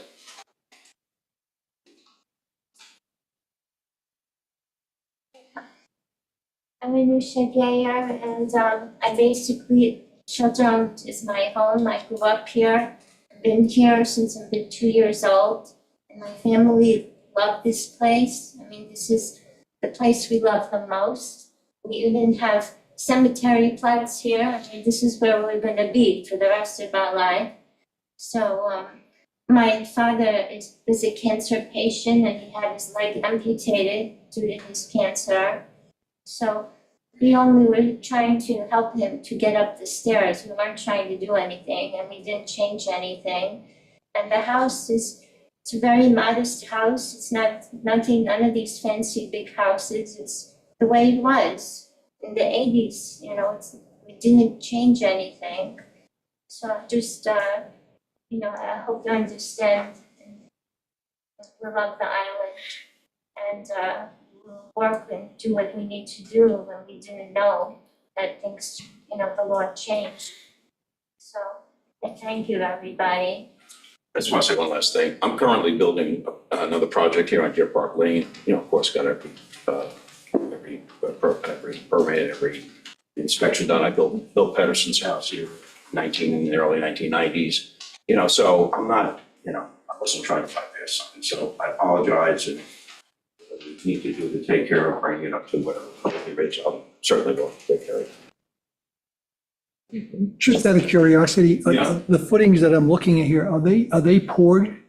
I mean, Yes, yeah. they are, they're sonotubes or something there? Yes, there are. Okay, it looked like something different, that's why I asked. Well, He's looking at the I'm looking at you're looking at, those are I'm looking exactly at- the ones I was talking about, yeah. the ones that just placed on top. Right, it's a concrete pad that's, it's underneath the section. Oh, yeah, those were pre-existing, those things. Yeah, it's basically, I mean, I don't want to call it a cinder block, but for lack of a better analogy, it's basically like a cinder block that's on the grade. So those are the ones that I was thinking of are going to need to have, they're going to have to go and put a more proper, a current code required footing. Are they throughout the whole thing or just this one section? That's that one section that's between the two buildings. Once you get out past there's that long section that runs along the western side of the building that's got regular 4x4s going into sonotubes. And there's nothing on top of this at this time? It's open right now? It's just a It's not, make sure I'm looking at this. there's no top coating on this deck? No, that's during construction, so that has all decking on top So of how are you it. gonna do that?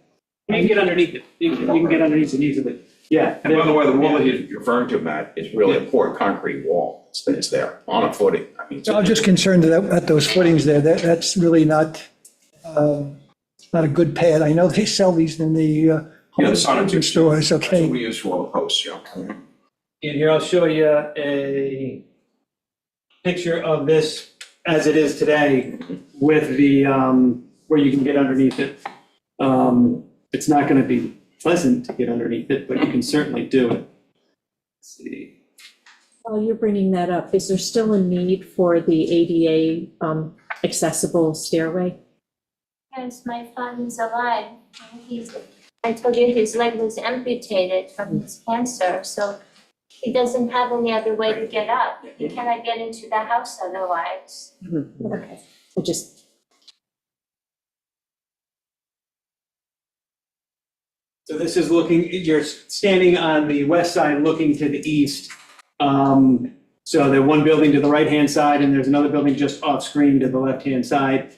These footings here are the ones you're talking about, which are on grade, right? So you can get up in there and dig it out. And these are 2x10, 2x8s, I believe, on a 4x4 post. So the 2x8s are there to hold where the beams are spliced above them. I don't see anything holding, well, you're going to redo the whole post with a connector from the pier. Yeah, what we could do is we could. No connector down here and up here. You do, but it's hidden behind that 2x. So, and all of that will have hurricane clips, have Tico clips, things like that. And what we can do is just support it on either side of where that post is, dig out underneath, pour a, frame out and pour out a footing. And a way, like I said, it's going to be a pain in the neck, but it's not. I wouldn't classify it as hard. I would classify it as. Wasn't there something in terms of the framing not being to code? Wasn't 2x10s or something? It doesn't need to be 2x8s is what it needs to be. And that was a comment, it was either the planning board or the CAC, I'm not sure, one of them made the comment, but they're 2x8, 2x8, which is fine for the span. Okay. Yeah, it's, well, the way we design it's built into the building code, but depending on what your span is, it says what your minimum deck joist needs to be. And then what we also do is we look at the area that's loading onto each one of those posts. We call it the tributary area. So if you've got, for argument's sake, say a 4x4 tributary area, so you've got 16 square feet loading onto that post, that tells us how big that footing needs to be. Whether a 10-inch sonotube with a 12-inch base or a 16-inch base or whatever the case may be. So what we'll do is we go back in and we calculate all that stuff and say what needs to be done in order to bring this up to current code, bring that to the building department, Brett or Reed will sign off on it, and then we'll be able to put it in. And, just since I'm back up here, Ms. Mullins' recommendations of a 20-foot buffer, that's more than reasonable.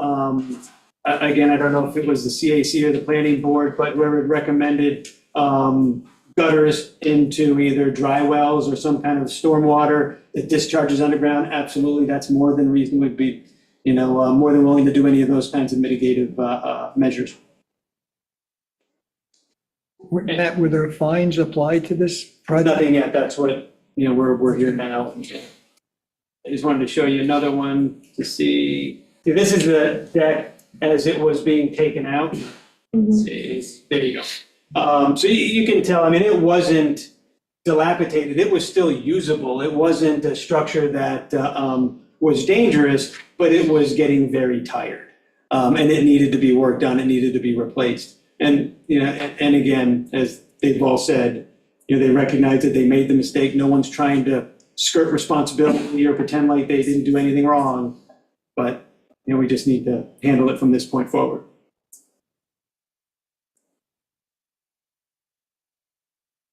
Any other questions? Where do we go from here? First, is there any public comments? Zoom?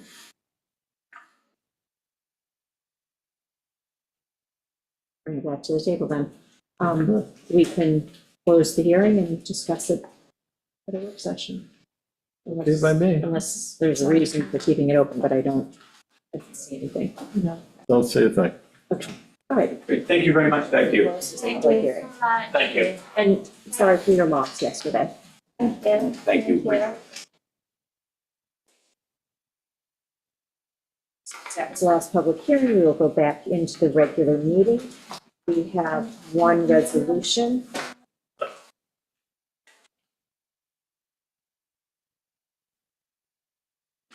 I'll read it.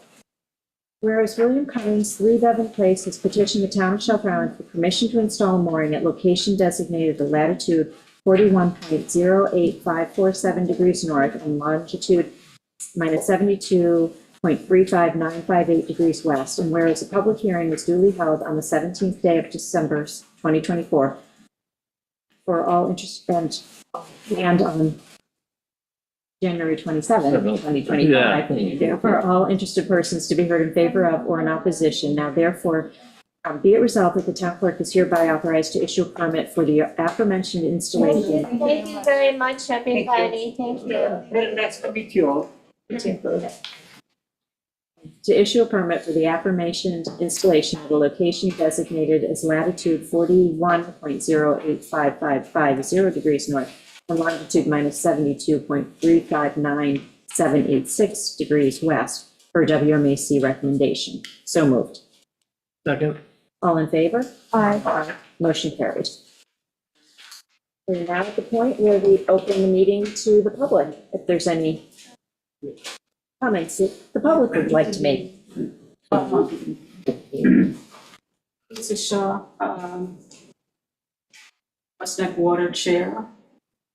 I was wondering, I sent an email out on Monday to all of you, Wednesday, requesting that you consider the expansion of the district because we have 2 applicants to the district. So I'm, first of all, did receive it because I see heads shaking. That's a good thing. Good. Yes.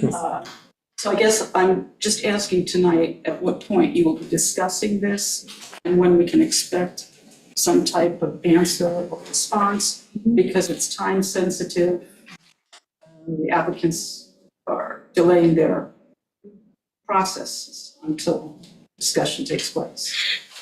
We currently have given the interim town attorney, obviously everyone's aware that we've had some transition, to take a look at what the process is for expanding the district, what is in the operating agreement with Suffolk County Water Authority. If we don't expand the district, what adjacent homeowners to the district, what they can do as far as applying to Suffolk County Water Authority, or if they just need to go on their own. So he needs a little bit more time to. So it's in the hands of the attorney? Yes. Yes. Yeah. All right, so would it be fair to say within a couple of weeks? Yes. So I have to get back to these applicants? Yes, we will put it on the agenda. Obviously not tomorrow, but perhaps the 4th, the 11th at the latest, I would hope. Okay. Do you have any questions about that email? No. Not at the moment.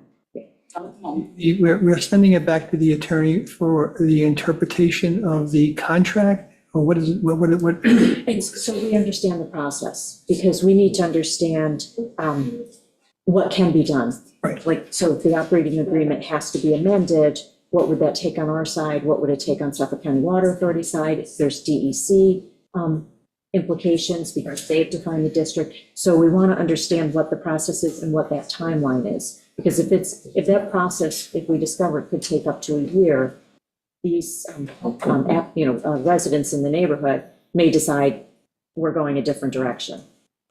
So we need to understand the process, not whether or not we're going to make a decision, just understand what it would take. Lisa, can I ask a question? Sure. Were there any houses that were ever connected to the designated area of West Neck Water? Have there been any new houses connected, or it's basically this is the first? No, we've expanded the district a couple of times to include new homes, and Since 1997. Okay, no, I mean, since the Suffolk County took over as operating the district. Yes, because they had to re-up the map. They had to revamp the map because we had sent a pipe down to the bathrooms on the beach, which wasn't included in the original footprint. So Suffolk County Water Authority did that for us. And I would like to mention that they do this all the time. They expand districts. They intercede with DEC all the time. So really, they do the work. That's why they're managing the district, and they know what they're doing. So the bathrooms were not during the original agreement, the bathrooms weren't in there, but it was added They later weren't in on the legal footprint. in the legal footprint. So Yes. they were able to do that on their own without No, any, we asked them to do that. okay. That was part of the discussion with them when we talked about the district and.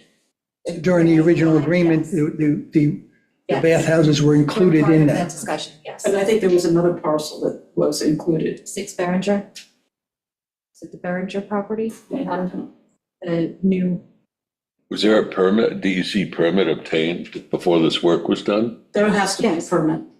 They take care of the, It was obtained before the permit, before Suffolk the County work was Water done. Authority takes care of all the permitting process, including the DEC.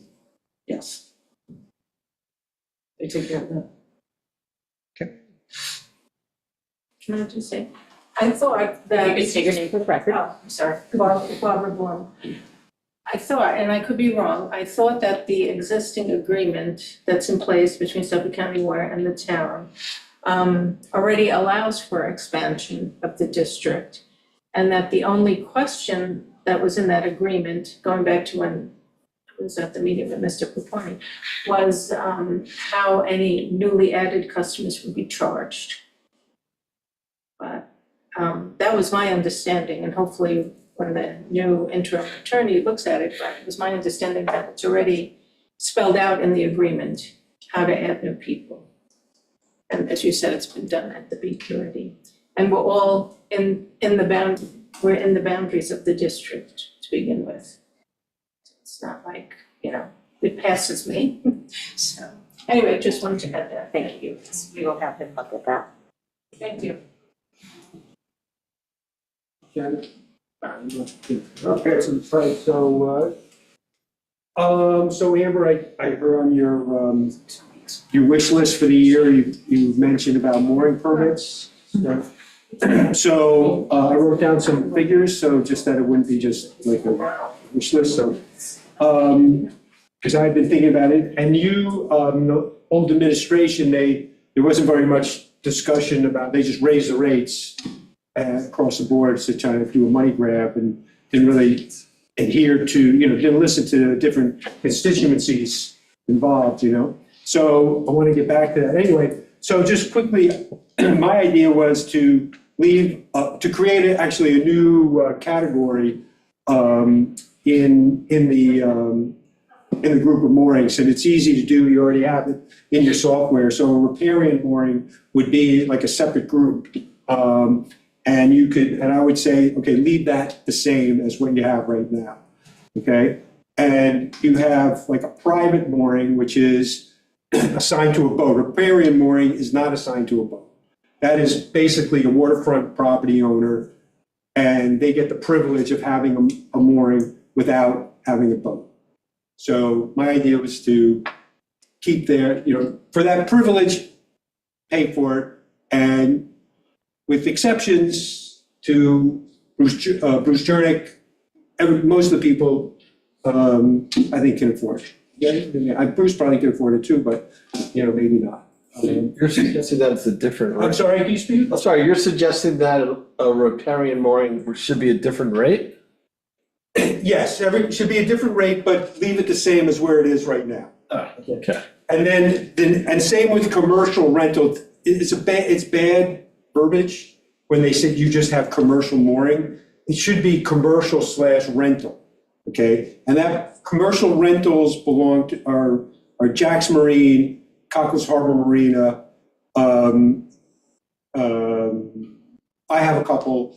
The Yacht Club, they have their own kind of special category. They whatever. So those are, and leave that the same because those people are making money off. But for private moorings, people that have a boat, Gordon, whatever, I say that I think the rate went up too high. I think across the board should lower that 10%. Okay, whatever, maybe it's arbitrary.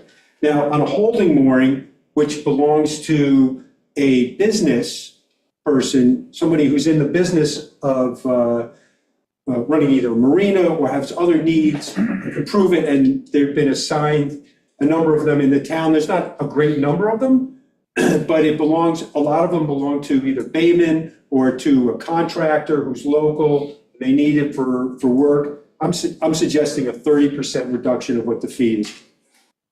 And the same reduction to any person who's a Bayman or could satisfy a certain category of being a commercial fisherman, to reduce that. We have many boats, and I've said this before, it's almost like parking your car. We're not, we need the space and we need the opportunity to secure our vessels. And then I'd also include in that, a pulley line, because you have that in your computer, that's like a different category. But if you belong to one of those, to the groups, either if you have a holding mooring or if you're accessing a boat on a commercial mooring, there should be a reduction there. So that's what I wanted to say about fees. And if you want to take it to the WMAC with me, the two of you who represent that, I'm happy to do that with you. And I just wanted to say a quick thing about the dock law, because I know you get a lot of pushback about what was produced. The first thing is, when you go to the WMAC, you got to request or demand really a clean document from them, because what that was produced and handed out is not legible. You can't understand it. They have too many cross-outs. You don't understand what's part of the law, what's a redaction. I don't know if there was italices. You can't figure it out. Give me a copy. I can get a copy of the law that exists right now off of the website, off of 360. Give me your changes, what you want to present to the Secretary of State. I can compare the two and then I can understand it. What you presented was incomprehensible and I gave up.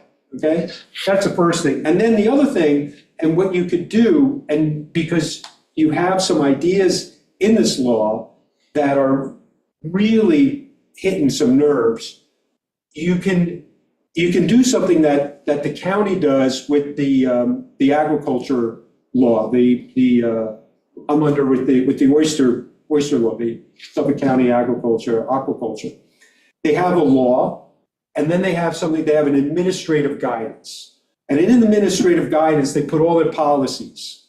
And it's easier to adjust the policies than it is to adjust the law. You have the law, and then in the policies, which is also voted in the law, and I spoke to Tom Ralicky today about it, and you can get some advice about it, but you could put some things in there that you don't want to have in the law. When specifically people are pushing it back against the, unsuitable location. But in the policy, you can write it in a way, a narrative that says, well, this is some of the locations we have in the island, this is traditional, this isn't, and then you as the town board, and then future town boards can take those policies and understand it and apply it to the law and make a decision that way, without upsetting people. And I got a whole list of things that I could say about that, but I'll leave it there. Okay? Have you shared your new fee schedule with the WMAC? No, I haven't. Because every time, I'll tell you, when I go up there and I suggest something, I'm not going to mention names. Okay, but they get carried away and they go up in their world and they don't listen, okay? You gotta come with me and go in there and you gotta say, this is what we're doing today. Stop bickering and fighting with each other, and let's get down to business and get this done, okay? Technically, the fees are our jurisdiction. I believe the town board sets the fees, not the WMAC, so this is the correct. Yeah, you gotta do that. And same we would look to them for advice and recommendations. Possibly. No. Town board. I agree, you have that kind of history that, everybody goes back to them thinking, and look what's happened. You used to have like at least I used to call them an oligarchy, right? And it was like it was a monolithic group. But now you got new people there and you got the old guard complaining about the new guard, right? It's like, so, but I do want to say, there has been some, evolving of people's attitudes on the committee. And I'll just say that, and an example is Matt Williams is it Williamson, who originally, when one of the first things, he voted against Scudder Cottages dredging their inlet, right? He said, and for the reasons that, well, it returned to a beach, right? I don't think we should dig it out. That was the vote. So that vote had one negative on it. But he did vote yes on Al Loretto's digging out his basin the other day. So I'm hoping that that's an evolving kind of attitude, that he's seeing, what's going on around the town. Like I said, I got more, but I'll save it. Thanks. Thank you, Bert. Thank you, Bert. Anyone else? I have one comment to make, okay? Just to correct the record, okay? I was a little sarcastic at the beginning of this meeting, and when Mr. Gaynor was addressing what we did or I did, okay? And obviously, he's accused me of many things, okay?